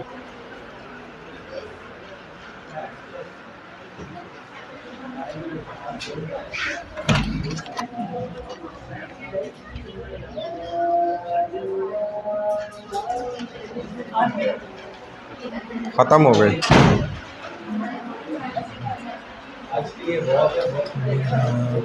अच्छा भाई, अज़ान मुकम्मल हो गई। वैसे ये है कि अज़ान जब होती है तो शैतान भी भाग जाता है, तभी तो लोग देखे माशाल्लाह खामोश हो जाते हैं ना, क्योंकि शैतान भाग जाता है। वैसे नमाज़ पढ़ने नहीं जाते हैं, वो अलग मसला है, लेकिन अज़ान के अदब में जो है ना खामोश हो जाते हैं। इससे ज़्यादा अफजल और बेहतर बात यह है कि आप भले अज़ान पे खामोश ना हो, जल्दी जल्दी काम निपटाएं और नमाज पे मस्जिद पहुंच जाएं, ये उससे कई गुना ज़्यादा बेहतर है। बात समझ गए? लेकिन हमारे यहाँ उल्टा कॉन्सेप्ट है माशाल्लाह से, अपना दीन खुद बनाया ना कि भाई अज़ान पे बिल्कुल तमीज़ के साथ, इज़्ज़त के साथ खामोश रहना है, नमाज़ पढ़ने हमने नहीं जाना। ये अलग मसला है, ठीक है? ये है कॉन्सेप्ट छुपा हुआ अंदर। बहुत से लोग इस पर माशाल्लाह प्रैक्टिकली अमल भी करते हैं। अच्छा, आगे आ जाए तो एंजल ऑफ डेथ यही है ना हज़रत में, कौन है? इसराफील, इज़राइल अलैहिस्सलाम। तो इज़राइल के ज़िम्मे अल्लाह ने काम क्या लगाया है? रूहों को कब्ज़ करना। जब रूह कब्ज़ करते थे लोग गालियाँ देते थे, आके बैठ गए इधर क्लास में, इज़राइल पीछे नज़र आते थे कि ले भाई इज़राइल आ गए, मैं तो जा रहा हूँ भाई। लोग यही करते थे, भागते थे, बोलते थे लो ये इज़राइल आ गया, आप किसी की खैर नहीं है, निकलो यहाँ से। अब लोग उनको गालियाँ भी देते थे इज़राइल को कि यार आपको शर्म नहीं है, आप कितने लोग मार दिए आपने, आपको तमीज़ नहीं है, ये वो, भाग जाओ यहाँ से। तो इज़राइल को तो अल्लाह ने ज़िम्मे लगाया। तो फिर इज़राइल अलैहिस्सलाम ने अल्लाह को शिकायत की कि अल्लाह ये देखे मुझे बुरा भला कहते हैं लोग। तो अल्लाह ने फिर कहा ठीक है इज़राइल, अब आज के बाद आप रूह निकालते रहें, लोग आपको कुछ नहीं कहेंगे। अब इज़राइल को अल्लाह ने छुपा दिया और लोग क्या कहते हैं, भाई क्यों मर गया, बस जी इसका वक्त आ गया था, बस जी वो एक्सीडेंट हो गया, बस जी हार्ट अटैक हो गया। तो अब कोई ये नहीं कहता कि इज़राइल आए थे उन्होंने रूह निकाली है और इज़राइल अच्छे फरिश्ते नहीं है, कोई भी नहीं कहता अब अल्हम्दुलिल्लाह। तो इज़राइल के लिए कोई मुश्किल नहीं है, जब क़यामत आएगी तो एक साथ करोड़ों अरबों लोगों की रूह निकालेंगे। अल्लाह ने इतनी ताकत दी है। सुलेमान अलैहिस्सलाम के दरबार में दरबारी खड़े थे, वज़रा खड़े थे। अब एक शख्स वज़ीर को ना घूर रहा था गौर से। अब वो हैरान हो गए, परेशान हो गए इनके घूरने से।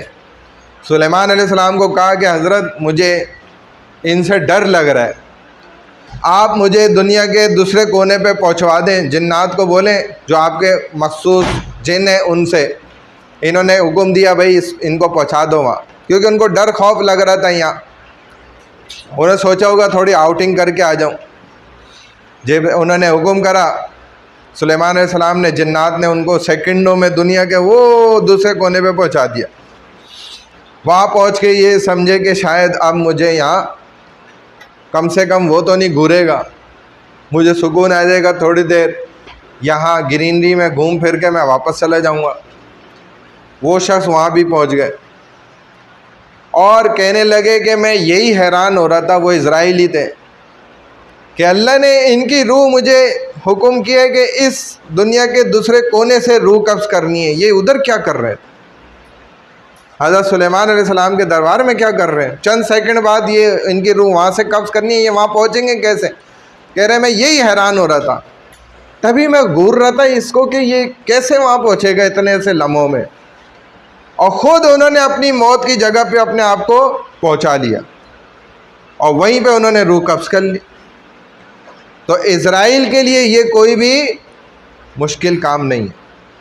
और जब अल्लाह कहते हैं कुरान में कि हम रूह कब्ज़ कर रहे होते हैं, बिल्कुल सही सालिम इंसान होता है, तुम्हारे सामने मौजूद है और उसकी रूह निकालते हैं, हमारे हुक्म से रूह निकलती है, आप ज़रा बचा के दिखाओ।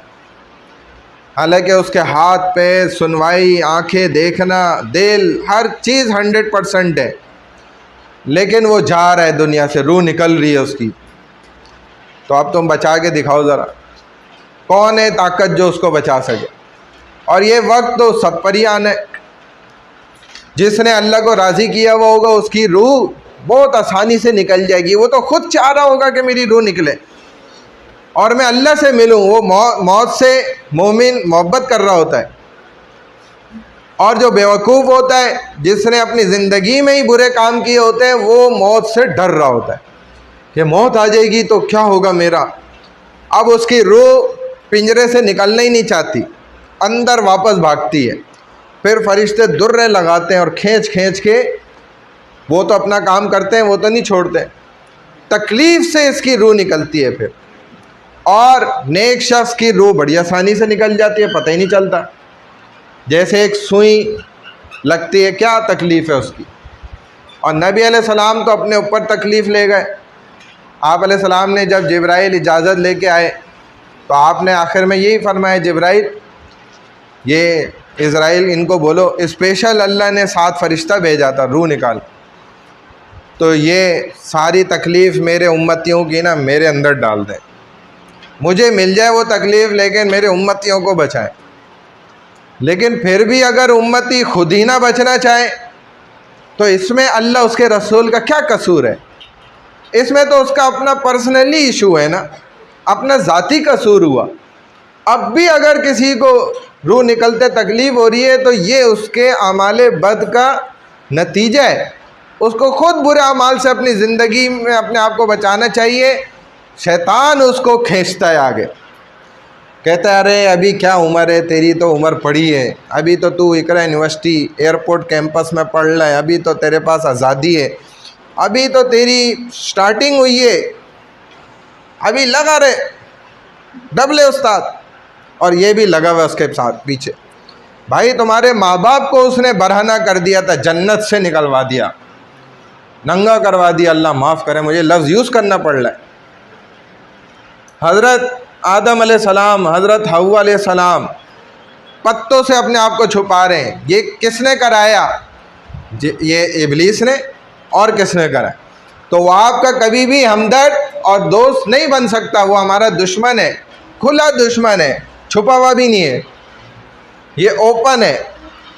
हाँ, अभी हमें नज़र नहीं आ रहा, लेकिन इससे बचने के सारे तरीके हमें हमारे बड़े बताते रहते हैं कि अक्सर औकात आप ज़िक्र करते रहें ताकि आपका दिल बचा रहे, वो इंजेक्शन ना लगा सके उसमें, जो नबी अलैहिस्सलाम ने फरमाया ना।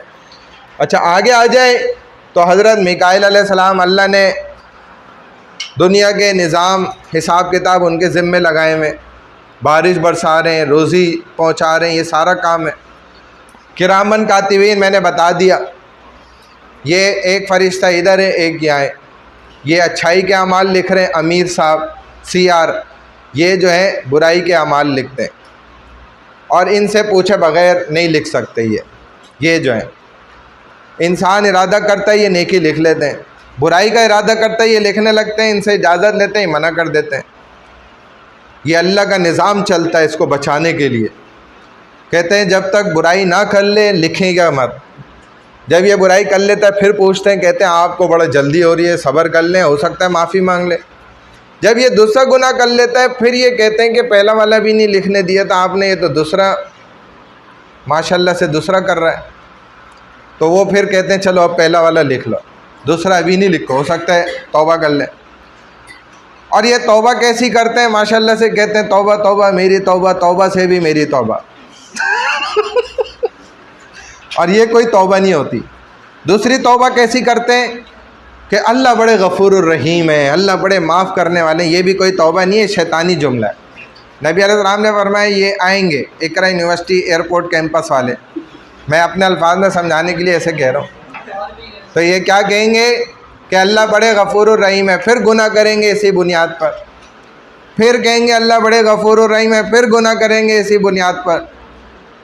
और ये तो बड़ा गलीज़ अमल हुआ कि एक इंसान गुनाह कर रहा है किस बुनियाद पर कि अरे भाई माफ़ हो जाता है इसीलिए तो कर रहा हूँ, अरे भाई माफ़ हो जाता है इसीलिए तो कर रहा हूँ, अल्लाह बड़े गफूरुर रहीम है। ये तौबा नहीं होती ना, ये तौबा होती है तौबा तौबा अल्लाह मेरी तौबा, कान भी खींच लो पकड़ लो, इससे भी तौबा नहीं होती। तौबा कैसे होती है? किसको सही तरीका पता है वो हाथ रेस करे, बताए मुझे। हाँ भाई, दिल से बस नियत कर ली तौबा हो गई। हाँ,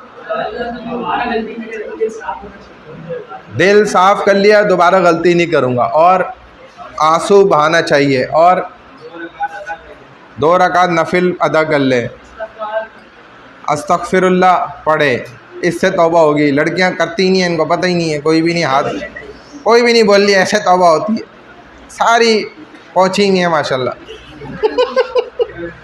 हाँ भाई बताओ लड़कियों, बताओ। हाँ, गिड़गिड़ा कर माफ़ी मांगना रब के सामने, इससे तौबा कबूल होती है। तौबा का ये तरीका है। और आपके यहाँ कैसे क्या तरीका होता है? हैं? रोज़ा रख के, मतलब रोज़ा रख के गुनाह माफ़ करवाए जाते हैं। और क्या करते हैं? मैसेज फॉरवर्ड करके तौबा। और कैसे होती है? और कोई गैर मज़हब वाले हैं हमारे यहाँ? और कोई है ऐसा जो इस्लाम के अलावा फॉलो करता हो? वो नहीं है। तो हमारे यहाँ देखो तौबा का प्रोसीजर क्या है, 3 शर्तें। अगर ये 3 शर्तें पूरी हो रही हैं तो तौबा उम्मीद है कि अल्लाह बिल्कुल माफ़ कर देंगे बंदे को। अगर ये 3 शराइत नहीं है तो तौबा कबूल नहीं होती। तौबा का कहीं भी तरीके ये नहीं है कि आपने तौबा तौबा तौबा तौबा तौबा तौबा या खींच रहे हो, कहीं भी ये तौबा नहीं। हाँ, ये वाले तरीके भी, ये सब कुछ नहीं है इस्लाम में ऐसा। या फिर बस अल्लाह बड़े माफ़ करने वाले, अल्लाह माफ़ कर देते हैं, अल्लाह ने माफ़ कर दिया, बस ये भी तौबा नहीं है। तौबा क्या है कि आप अल्लाह से भले दिल में ही माफ़ी मांगेंगे कि अल्लाह मैं माफ़ी मांगता हूँ, मैंने जो फ़लाना गुनाह किया मैं उस पर आपसे माफ़ी मांग रहा हूँ। और ये पहली शर्त। दूसरी शर्त क्या है कि आप उस पर शर्मिंदा हो, निदामत ज़ाहिर करें कि अल्लाह मैंने गलत किया, मैं शर्मिंदा हूँ और मैं आइंदा ये काम नहीं करूँगा। मेरा आपसे ये पक्का अज़म इरादा है। वादा नहीं कर रहा था कि वादा करेगा, कसम उठाएगा, टूट जाएगी, लेकिन अल्लाह से अज़म कर रहा है कि अल्लाह मैं आइंदा नहीं करूँगा। और तीसरी शर्त कि जिस जगह वो गुनाह इससे होता है ना, या जिस चीज़ से होता है उसको छोड़ दे।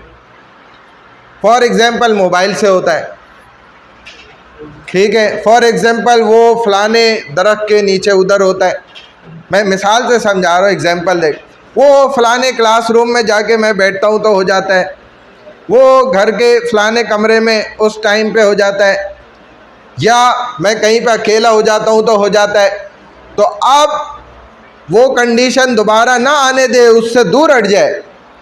अगर मोबाइल से होता है, मोबाइल को छोड़ दे, बस पब्लिक प्लेस पे सबके सामने इस्तेमाल कर लिया, कंप्यूटर है सबके सामने कर लिया, अकेले में नहीं करा, छोड़ दे, तो इसकी तौबा कबूल है, वरना नहीं होती तौबा कबूल। एक बंदा तौबा कर रहा है सच्चे दिल से, निदामत से, शर्मिंदा है, आंसू बहा रहा है, रो रहा है, आंसू नहीं भी आ रहे, चेहरा बना रहा है, या अल्लाह मैं आइंदा नहीं करूँगा, या अल्लाह मेरी पक्की तौबा, मैं शर्मिंदा हूँ, लेकिन मोबाइल से गुनाह करता है, वो मोबाइल यूज़ कर रहा है मुस्तकिल, तो ये तौबा भी कबूल मुश्किल है, क्योंकि ये तो बड़ा ज़िल्लत आमेज़ अमल कर रहा है कि अल्लाह को कह रहा है मैं माफ़ी भी मांगूंगा और मैं छोड़ूंगा भी नहीं।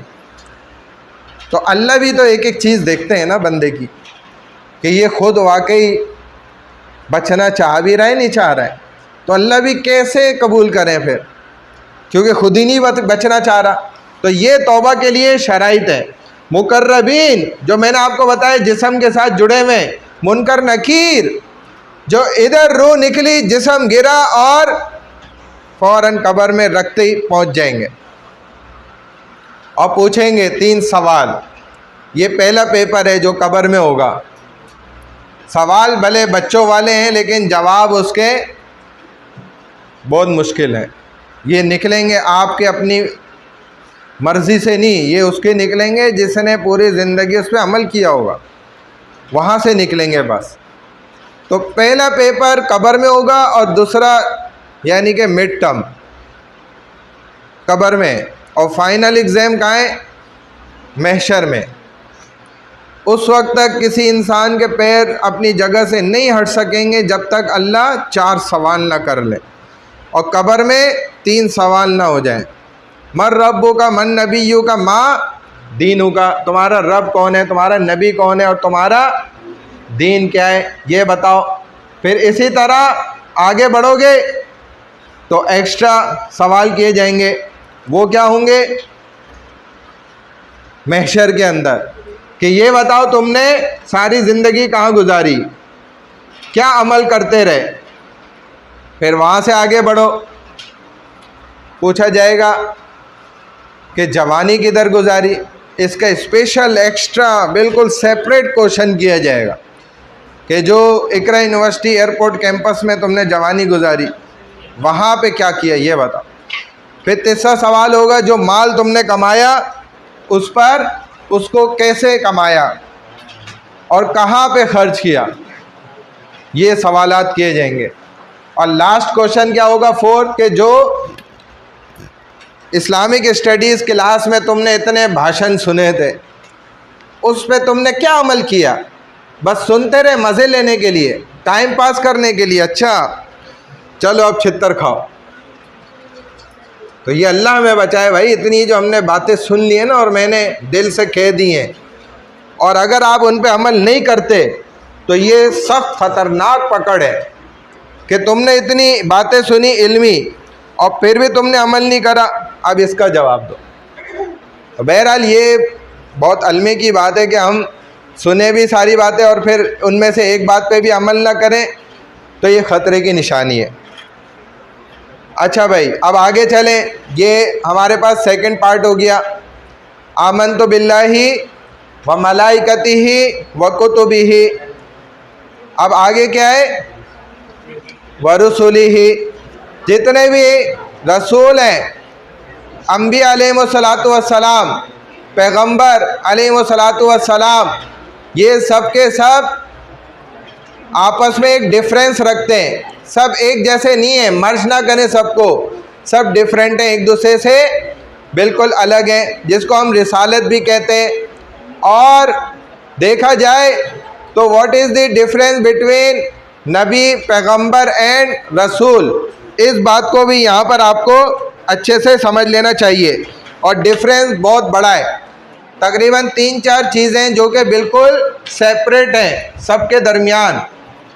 सबसे पहले तो ये बात समझ लो वरुसुलिही के अंदर, to believe that all the prophets were true, इस बात का यकीन होना ज़रूरी है कि तमाम पैगंबर, अम्बिया अलैहिमुस्सलातु वस्सलाम, तमाम नबी, तमाम रसूल, प्रॉफिट्स, ये सब कौन थे? सच्चे थे। कोई भी इनमें नाउज़ुबिल्लाह झूठा नहीं है। अगर किसी का ये यकीन है तो वो दायरे इस्लाम से खारिज, क्योंकि ये जो प्रिंसिपल्स ऑफ इस्लाम है, आर्टिकल्स ऑफ इस्लाम है, बिलीव्स ऑफ इस्लाम है, पिलर्स ऑफ इस्लाम है, ये हमारा अकीदा है। और अगर इस अकीदे में कोई भी चीज़ गलत हो गई तो हम बाउंड्रीज ऑफ इस्लाम से बिल्कुल एग्जिट हैं, खारिज हो जाएंगे, इस्लाम से बाहर। तो हर नबी को सच्चा मानना ये हम पर फ़र्ज़ है। They brought essentially that same religion Islam, सब ने इसी के लिए कोशिश की है। किसी ने हिंदुइज़म के लिए कोशिश नहीं करी, किसी ने बुद्धिज़्म के लिए कोशिश नहीं की है, किसी ने अपने बुतों के लिए या अपने आप को खुदा बनाने के लिए हज़रत ईसा अलैहिस्सलातु वस्सलाम ने नाउज़ुबिल्लाह कोशिश नहीं की है कि मैं ही गॉड हूँ। The person who denies one of the profits is काफिर। अगर वो इसको डिनाई करेगा एक भी पॉइंट को, तो वो फिर काफिर, कुफर के अंदर है। All the prophets have not been mention in the Quran, अल्लाह ने सबका नहीं जिक्र किया, बहुत थोड़ों सो का किया है, 313 समथिंग।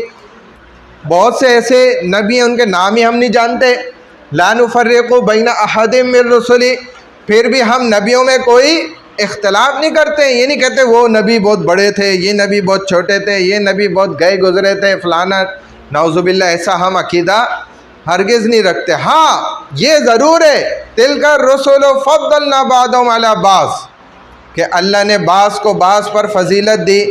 जैसे रसूलुल्लाह सल्लल्लाहु अलैहि वसल्लम को अल्लाह ने सब में अफजल करार दिया, अफजल बनाया।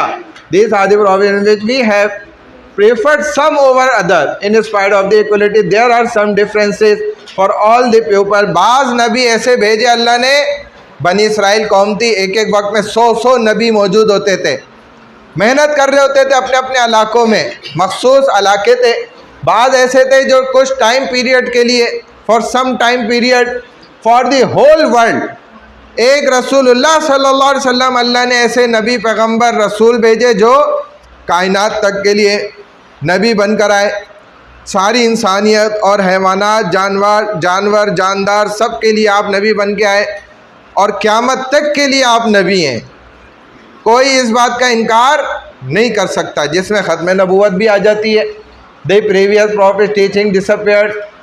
अब बहुत से नबी ऐसे गुजरे कि उनकी तालीमात को अल्लाह ताला ने नए आने वाले नबी के थ्रू क्या कर दिया? एक्सपायर कर दिया, गोया। इसको अरबी में हम कहते हैं मनसूख हो गए। जैसे कुरान पाक आ गई, लास्ट बुक हमारे पास है कुरान पाक, इसने पिछली तमाम किताबों को क्या कर दिया? मनसूख कर दिया। ये नासिख है और वो मनसूख हो गए, यानी कि ये अपडेटेड वर्जन है और पिछले क्या हो गए? आउट ऑफ डेट हो गई। अगरचे हम उनको भी मानते, उन पर यकीन रखते हैं, अगर असली हालत में हैं तो हमारा उन पर बिलीफ है। हम उससे इनकार नहीं करते, लेकिन अल्लाह ने उन किताबों को कुरान पाक के अंदर क्या कर दिया, मर्ज कर दिया। कुरान नासिख बन गया, वो किताबें मनसूख हो गई, यानी कुरान के अंदर वो तमाम किताबें खुद ही आ चुकी हैं। जो जो पैगामात उन्होंने दिए थे वो कुरान से मिल रहे हैं, जो अहकामात उन किताबों में थे वो कुरान में मौजूद है। तो कंप्लीट गाइडलाइन हमें रसूलुल्लाह सल्लल्लाहु अलैहि वसल्लम से up to date last day of judgement तक के लिए मिल गई है।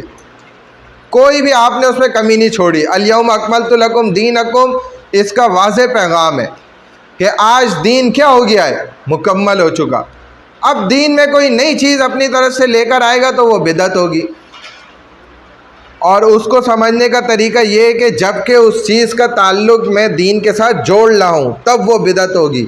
ये प्रोजेक्टर चल रहा है इधर, मैं आपको ये नहीं कह रहा जी ये प्रोजेक्टर चल रहा है तो देखो हर सेकंड हमें इस पर अजर सवाब मिल रहा है। भाई ये प्रोजेक्टर एक दुनिया की चीज़ है, एक फ़ायदे की चीज़ है, इसके ज़रिए मैं आपको पढ़ाने में आसानी मिल रही है, बस इसका इतना काम है। मैं कोई ये नहीं कह रहा कि ये प्रोजेक्टर आप अपने घर में लगाएं, ये बाइस अजर है, इसका दीन से कोई ताल्लुक़ है, मैं तो नहीं कह रहा। तो ये बिदअत नहीं होगी। एसी ऑन है, इसका कोई ताल्लुक़ मैं दीन से नहीं जोड़ रहा, तो ये बिदअत नहीं होगी। लेकिन अगर मैं ये कहूँ कि भाई इधर आप घर में अपने एक दिया जलाएं, लाइटनिंग करें, फलाना करें, तो इस पर आपको इतने सवाब मिलेगा, ये होगा वो होगा, तो अब जब आप इसको दीन से जोड़ लें तो ये बिदअत हो गई। बात समझ आ रही है? कॉन्सेप्ट क्लियर हो रहा है? तो बाज़ लोग ना आपसे ये सवाल आपको फंसाने के लिए करते हैं कि भाई ये गाड़ी कहाँ से आ गई, फिर ये फ़लानी चीज़ कहाँ से आ गई, ये कहाँ से आ गई, ये तुमने भी तो इतनी बिदअतें बनाई हुई हैं। अरे भाई कॉमन सेंस की बात करो, अक्ल से बात करो। हम इसको दीन के साथ थोड़ी जोड़ लें। दीन के साथ अगर जोड़ें तब आप कह सकते हैं कि ये बिदअत हो गई, लेकिन आप अगर किसी भी नई चीज़ को दीन के साथ जोड़ेंगे तो वो बिदअत हो जाएगी। बात समझ गए? तो बिदअत ये होती है कोई भी नया काम और उसका ताल्लुक़ दीन के साथ अटैच किया जाए तब वो बिदअत बनती है, अदरवाइज़ उसको बिदअत नहीं कह सकते। रिसाला तो एज़ पर दिस वर्ड रिसाला, तो हज़रत जिब्राइल भी कौन है? मैसेंजर है। रिसालत तो बड़ी आम है, कॉमन वर्ड है, कोई स्पेशल नहीं हुआ। तो जिब्राइल भी रसूल है, और अल्लाह ने जितने भी रसूल भेजे वो सब के सब कौन है?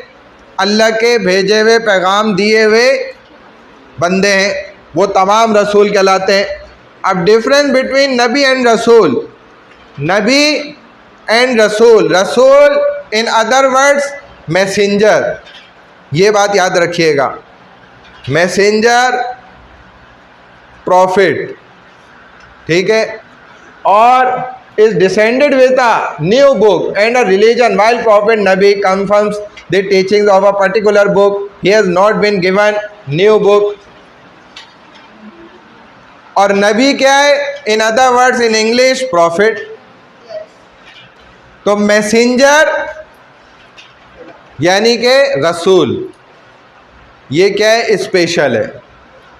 और प्रॉफिट यानी के नबी, ये क्या है? कॉमन है, आम है। और ख़ास क्या है? मैसेंजर, रसूल, दोनों एक ही बात है। मैसेंजर, रसूल क्या मतलब? स्पेशल। और प्रॉफिट यानी नबी कॉमन है। अब स्पेशल जो रसूल हैं, मैसेंजर हैं, वो गौर करें तो चार ही हैं। हम खुद कह रहे हैं कि with a descended with a new book, जो नई किताब के साथ आए। और नई हमारे पास आसमानी किताबें कितनी हैं? चार ही हैं।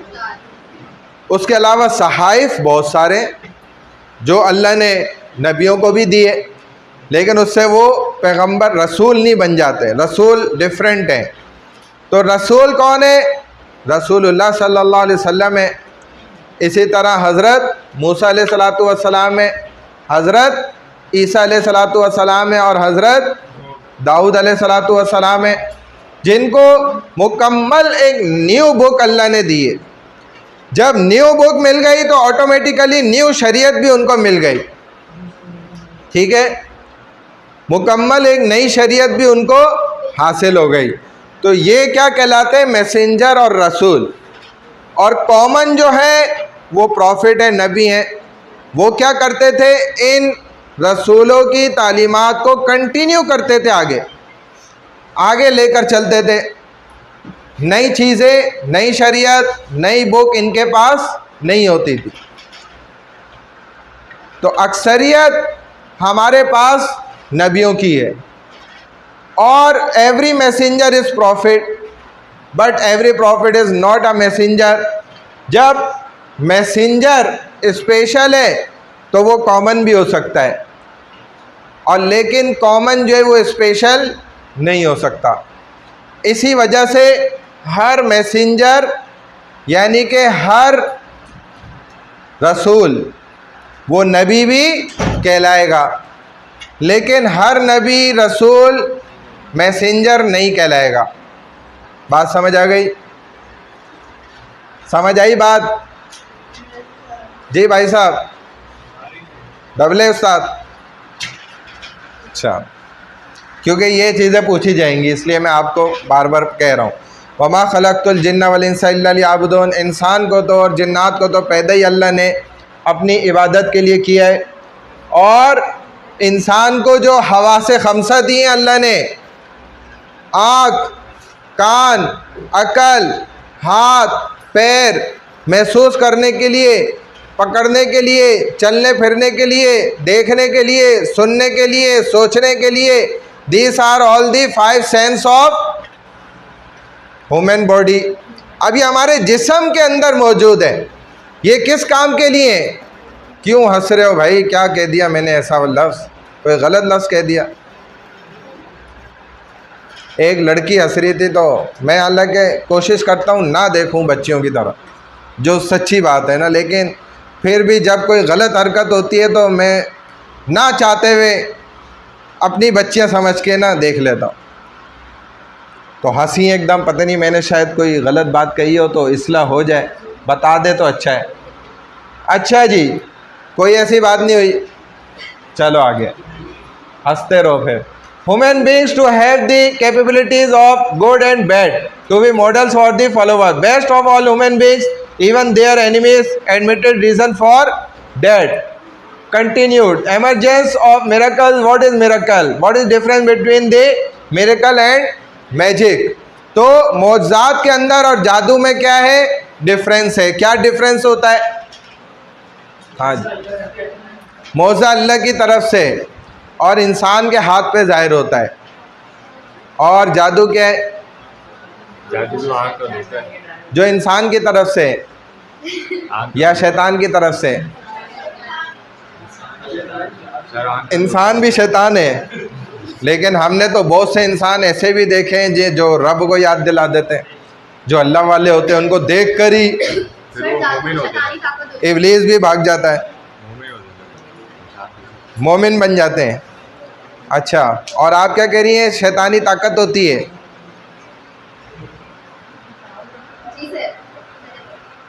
तो मौजज़ा और जादू, इसका डिफरेंस आसान लफ्ज़ों में यही है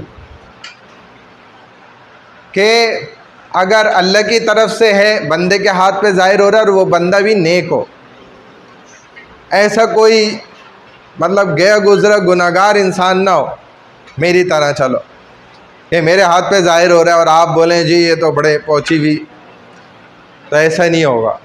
कोई नेक बंदे के हाथ पे ज़ाहिर हो रहा है तो, और वो भी क्या होना चाहिए? नबी हो, ये शर्त है, क्योंकि मौज़ा हमेशा नबी के हाथ से ज़ाहिर होता है, ये ज़रूरी बात है। और जो गैर नबी के हाथ पे ज़ाहिर हो रहा है जबकि वो नेक शख्स है, तो वो क्या कहलाता है? करामत। उनकी तरफ से अल्लाह दे देता है, बाज़ दफ़ा करामत होती है। जैसे एक अल्लाह वाले हवा में उड़ रहे थे, तो जब उनकी अपनी घरवाली ने भी देख लिया, वो घर के ऊपर से उड़ते हुए गुजर गए, दूर थे तो इतना पहचान नहीं सकी। तो जब शाम में ऐसी बात हो रही थी तो खाने पे बैठे हुए थे, बीवी ने उनको कह दिया, भाई आज मैंने देखा अल्लाह वाले कैसे होते हैं। उन्होंने पूछा, भाई बताओ कैसे होते हैं? कहा कि ये बिल्कुल हमारी यहाँ छत के ऊपर से ऊंचाई से उड़ते हुए वो गए थे, ऐसे होते हैं अल्लाह वाले। तो उन्होंने कहा कि अरे कमबख्त मारी, वो मैं ही तो था। तो कहने लगी, अच्छा तभी मैं बोलूँ ऐसे टेढ़ा मेढ़ा क्यों उड़। बस वही घर वाली है ना, तो ना माने। और वही वाली बात जो घर की मुर्गी दाल बराबर। जैसे कल एक बाबा जी मुझे कहने लगे, 70+ थे वो, माशाल्लाह सेहतमंद है, नमाज पाँचों मस्जिद में पढ़ते हैं, घंटों मस्जिद में बैठे रहते हैं, अपनी दुकान चलाते हैं, वो भी इंसान ही है। कहने लगे बच्ची का रिश्ता था, तो जो लड़का घर वाले पसंद कर रहे थे उसी की अपनी बहनें, यानी कि मेरी बड़ी बच्चियाँ, वो सब, तो लड़का अच्छा कमा रहा है और वेल सेटल्ड है, फलाना ढिमकाना। तो वो ओके कर रही थी कि भाई ये बहुत अच्छा रिश्ता है हमारी बहन के लिए ना। तो कहते मैंने एक नज़र में ही लड़के को देखते ही ना, बाद में मैंने इनको मना करा कि भाई ये लड़का सही नहीं है, तो बिला वजह धोखा ना खाओ। तो वो नहीं माननी थी मेरी बच्चियाँ ना, नहीं नहीं आप ऐसे ही बोलते हो, बस ये वो फलाना। अब भाई जो अल्लाह की घर में इतना वक्त दे रहा है, नमाज़ें पाबंदी से पढ़ रहा है, घंटों मस्जिद में अल्लाह को वक्त दे रहा है, अल्लाह उसको सही बात समझाएंगे या तुम्हारे को जो तुम लोग नमाज भी वक्त पे नहीं पढ़ती हो, तुम्हें सही बात समझाएंगे? अल्लाह नहीं मान रही थी। तो बाबा जी मुझे खुद सुना रहे थे, ये कल की बात है। कहने लगे फिर क्या हुआ कि मैंने इस्तिखारा किया, इस्तिखारे में भी ना आ गई। मैंने इनको कहा भाई इस्तिखारे में भी अल्लाह ने देखो ना वाज़े समझा दिया कि मना है। कहती है नहीं नहीं हम नहीं मानते ये वो। कहते अच्छा, कहते फिर ये खुद चले गए, ये मेरी बड़ी बच्चियाँ किसी के बाद चली गई, वो फाल वाल निकालते तोते वोतों से ना, वो अलग गुनाह है। जो ऐसों के पास जाएगा उसकी 40 दिन नमाज भी कबूल नहीं होती। खैर वो चली गई, जाके निकलवाया तो वहाँ से ही मना हो गया। तो फिर कहने लगी हाँ ये सही नहीं है। तो बाबा जी कह रहे हैं देखो वो शैतानी बंदे से जब ना हो गई तो मान रहे, जब रूहानी बंदा बता रहा है और घर वाले को कोई हैसियत देने की उसमें नहीं, तो कैसी बात है अजीब सी। तो बहरहाल ये होता है। ब्रेक नमाज पे ही मिलेगी, हमारा टाइम है फिक्स है बस। हाँ 50 पे हम आपको ब्रेक दे देंगे, आधे घंटे का। नमाज पढ़ो, खाओ पियो, मोटे ताज़े होके आ जाओ टाइम पे, ताकि हम सेकंड हाफ की अटेंडेंस भी लें। अटेंडेंस कहाँ पहुँची है? अटेंडेंस किसके पास है? किसकी रह गई है? असाइनमेंट मिल जाएगा, उसको छोड़ो अभी। अच्छा, तो जब किसी अल्लाह वाले के हाथ पे होगा तो वो करिश्मा है, नबी के हाथ पे होगा तो मोजज़ा है, और अगर किसी गुनाहगार के हाथ पे होगा तो वो जादू है। ये डिफरेंस है इन तीनों के अंदर, याद रखिएगा। टू द पॉइंट मैंने आपको बता दिया। Miracles are displayed by God on the hands of the prophets, while the magic of shaitan devils appears to be his disciples hand. Innocence, what is innocence? मासूमियत क्या होती है? गुनाह से बचे रहना, जो गुनाह ना कर सके। हज़रत यूसुफ अलैहिस्सलाम चूँकि अल्लाह के नबी बनना था, अल्लाह ने भरी जवानी में हुस्न होने के बावजूद और बादशाह की बीवी बंद कमरे में 10 दरवाजे ताले लगाए, पूरा उसने बंदोबस्त किया खुद। लेकिन यूसुफ चूँकि अल्लाह के नबी बनने थे तो अल्लाह ने उनको महफूज रखा, बचा के रखा। जुलेखा ने आवाज़ लगाई, देख यूसुफ बाहर भी निकल गया तब भी तेरी इज्जत जाएगी, चूँकि तू बंद हो गया ना अंदर मेरे साथ। तो यूसुफ अलैहिस्सलाम को क्या पता था कि इसने ये फाहिशा हरकत सोची हुई है। उन्होंने अल्लाह का नाम लिया और दौड़े, भागे। इसने यहाँ से कुर्ता पकड़ा तो ये फट गया पीछे से, और यूसुफ अलैहिस्सलाम भागे, दरवाजे बंद, ताला नज़र आ रहा है, मजबूत दरवाज़ा, बादशाह के किलों के दरवाजे कैसे होंगे आप खुद सोचें। और पहुँचते ही अल्लाह अकबर कहते थे और दरवाजे का ताला उधर टूट गया और दरवाज़ा टूट गया और बाहर निकलते थे। सारे दरवाजे बंद ऐसे ही तोड़ के निकल गए और बाहर आखिरी दरवाज़ा जैसे ही टूटा, अजीज़ मिस्र खड़ा हुआ है, बादशाह खड़ा हुआ है उधर ही आखिरी दरवाजे पे बाहर। यूसुफ भागते हुए निकल रहे, पीछे देख रहे हैं जुलेखा भाग रही है, पीछे लगी हुई है बद अमल के चक्कर में।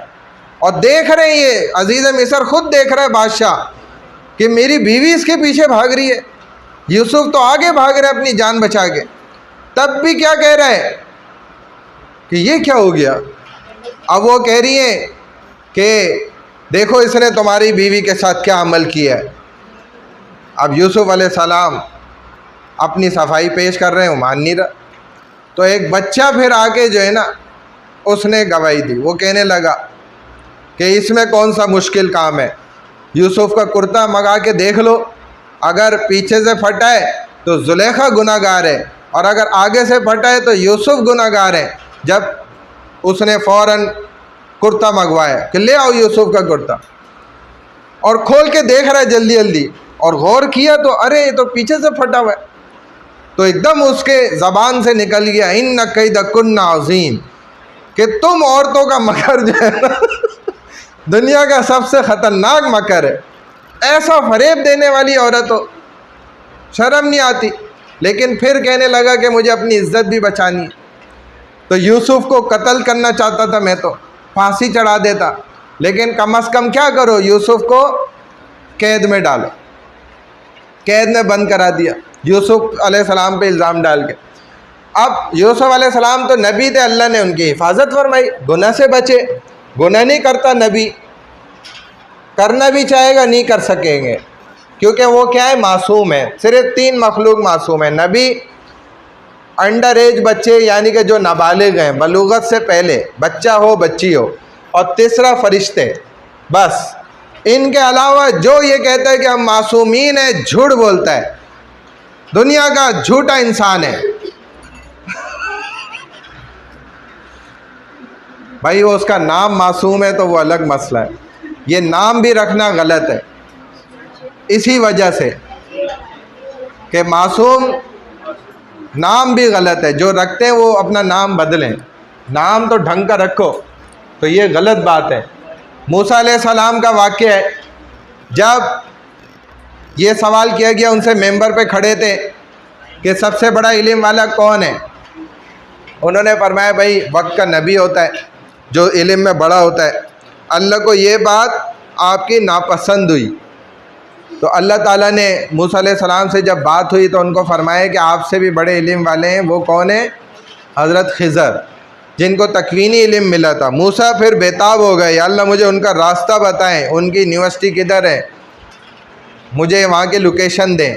तो अल्लाह ने लोकेशन सेंड कर दी। समझाने के लिए अल्फाज ऐसे कह रहा हूँ, नाज़ुबिल्लाह आप कुफ्र नहीं फतवा लगाना यार, ये कैसे बात, आपके चूँकि ऐसा होता है ना, इसलिए मैं आपको लफ्ज़ों में समझा रहा हूँ।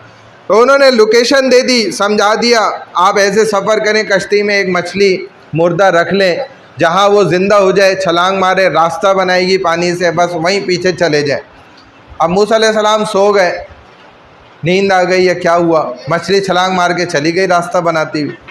जब जागे फिर ग़ुलाम को हुक्म करा, वापस पहुँचे, ढूंढा, मछली का रास्ता बना था, पीछे पीछे गए, खिज़र मिल गए एक किनारे पे, दरिया किनारा था या नहर किनारा था।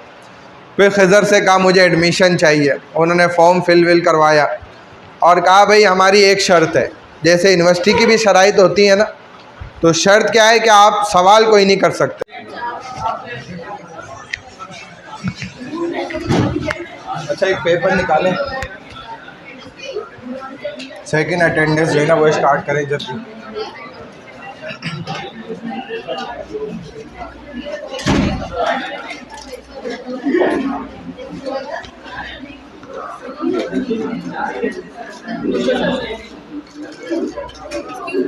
जी जी,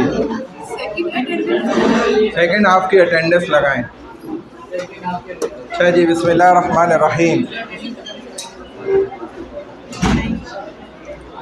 डे ऑफ जजमेंट इसके डिफरेंट नेम्स हैं कुरान में। इसको मुख्तलिफ अंदाज में फरमाया, यौमुल फस्ल, यौमुल क़ियामा, अल-क़ारिअतु मल-क़ारिअह, इज़ा ज़ुल्ज़िलतिल अर्ज़ु ज़िलज़ालहा। ये different name believe in the day of judgement. और यौमुल फ़ुरक़ान, यौमुल तक़ल जमान, इसराफील अलैहिस्सलातु वस्सलाम का ट्रम्पेट को पकड़ना, यूनिवर्स का कोलैप्स होना, अर्थक्वेक का आना, तमाम इंसानों का इस दुनिया से मर के दोबारा जाग के महशर के मैदान में खड़ा होना। और इस दुनिया का जब अल्लाह का सवाल किया अल्लाह ने, तो लोगों ने कहा कि एक दिन हम ज़िंदगी गुजार के आए, अक्सर ने कहा आधा दिन। इसमें इख्तिलाफ होना, यौमुल क़ियामा, अल हिसाब, अल फ़स्ल, ठीक है, ये सारे नाम हैं डे ऑफ जजमेंट के। तकरीबन 50,000 दिन का ये एक दिन होगा और जिब्राइल तमाम फरिश्ते सफ़े दर सफ़े लगवाएंगे। जो बोल सकेगा वो सच कहेगा, उसके अलावा अच्छाई वाले बुराई वाले अलग अलग कर दिए जाएंगे। अच्छाई नेक लोगों की फ़िज़िकल कंडीशन बहुत खूबसूरत होगी, हंसते मुस्कुराते, इनका अमाल नामा सीधे हाथ में मिलेगा यहाँ से। जो इसी तरह बुरे लोग होंगे उनकी फ़िज़िकल कंडीशन जस्ट लाइक अ कवर्ड डस्ट होगा और बहुत बुरा महसूस करेंगे, नादिम होंगे, शर्मिंदा होंगे, सर झुके होंगे, नाकामी पैर चूम रही होगी। फरिश्ते हर एक को पीछे से ठोका लगाते हुए जन्नत तक तो आराम से लोग भागेंगे, लेकिन दोज़ख ले जाने के लिए उन्हें हकाना पड़ेगा। इसी तरह अल्लाह ताला वहाँ ये सवालात करेंगे जो मैं आपको अल्हम्दुलिल्लाह आज क्लास में सारा कुछ बताया है। अगर उसको जहन में रखोगे ये स्लाइड्स आपको बड़ी आसानी से समझ में आ जाएंगी। पहला सवाल क्या होगा, सेकंड क्या होगा, थर्ड क्या होगा, फोर्थ क्या होगा, इन स्लाइड्स में समझाया है। थोड़ा सा देख लेना तुम्हें पता लग जाएगा।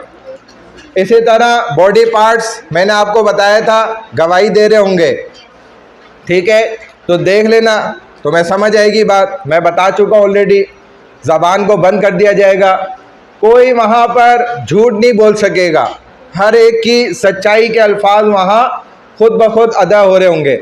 हर एक को बात जो है वो बिल्कुल वाज़ेह तौर पे समझ आएगी। अल्लाह डायरेक्ट कलाम कर रहे होंगे, नेकी अच्छाई बुराई जन्नत दोज़ख उनके सामने होगी। दोज़ख को सातों ज़मीन नीचे से 70,000 लगामें, हर एक लगाम पे 70,000 फरिश्ते उसको नहीं रोक पा रहे होंगे और नाकियाँ ख़तरनाक होंगी। फरिश्ता अपनी ये जो आएंगी जन्नत, वो अपनी रौनकों के साथ उभर के ज़ाहिर होगी। लोग उस दिन समझ जाएंगे हमने दुनिया में क्या कमाया क्या खोया। सक्सेस के लिए वहाँ पर अल्लाह के तरफ से मीज़ान होगा जो वज़न करके गुनाह और अच्छाइयों को वज़न करेगा। कोई शुमार नहीं होगा कि गिनती की जाएंगी नेकियां कितनी हुई हैं, बल्कि वज़न किया जाएगा आपका अमल जो था वो कितना भारी था। शैतान उस दिन अपनी नाकामी को खुद देख लेगा।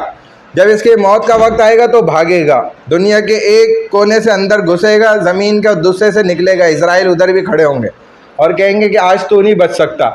ये क्रॉसिंग ब्रिज होगा, 1500 साल की मुसाफत है, चढ़ाई, फिर इसका हमवार रास्ता 500 साल, फिर उतराई 500 साल है। नेक लोग बिजली की तेज़ी की तरह गुजरेंगे, गुनाहगार लोग कट कर नीचे जहन्नुम होगी उसके अंदर गिरेंगे। अच्छाई बुराई उस दिन बिल्कुल अलग कर दी जाएगी। इंसान की अपनी ज़िंदगी जन्नत और दोज़ख का फ़ैसला उस दिन कर देगी। अल्लाह के सामने इंसान पहुँचते ही उसको अंदाज़ा हो जाएगा कि उसने कितनी नेकी कमाई कितना गुनाह कमाया। सदक़ल्लाहुल अज़ीम।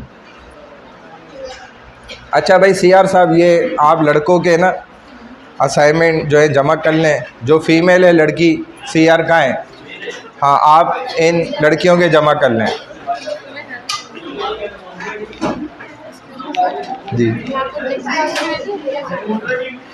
वैसे टाइम यही था जो हमने ग्रुप पे मेंशन किया था ना, क्योंकि हम टाइम टू टाइम चलेंगे तो फिर हम सब चीज़ें सॉर्ट आउट कर सकते हैं, वरना मुश्किल हो जाएगा।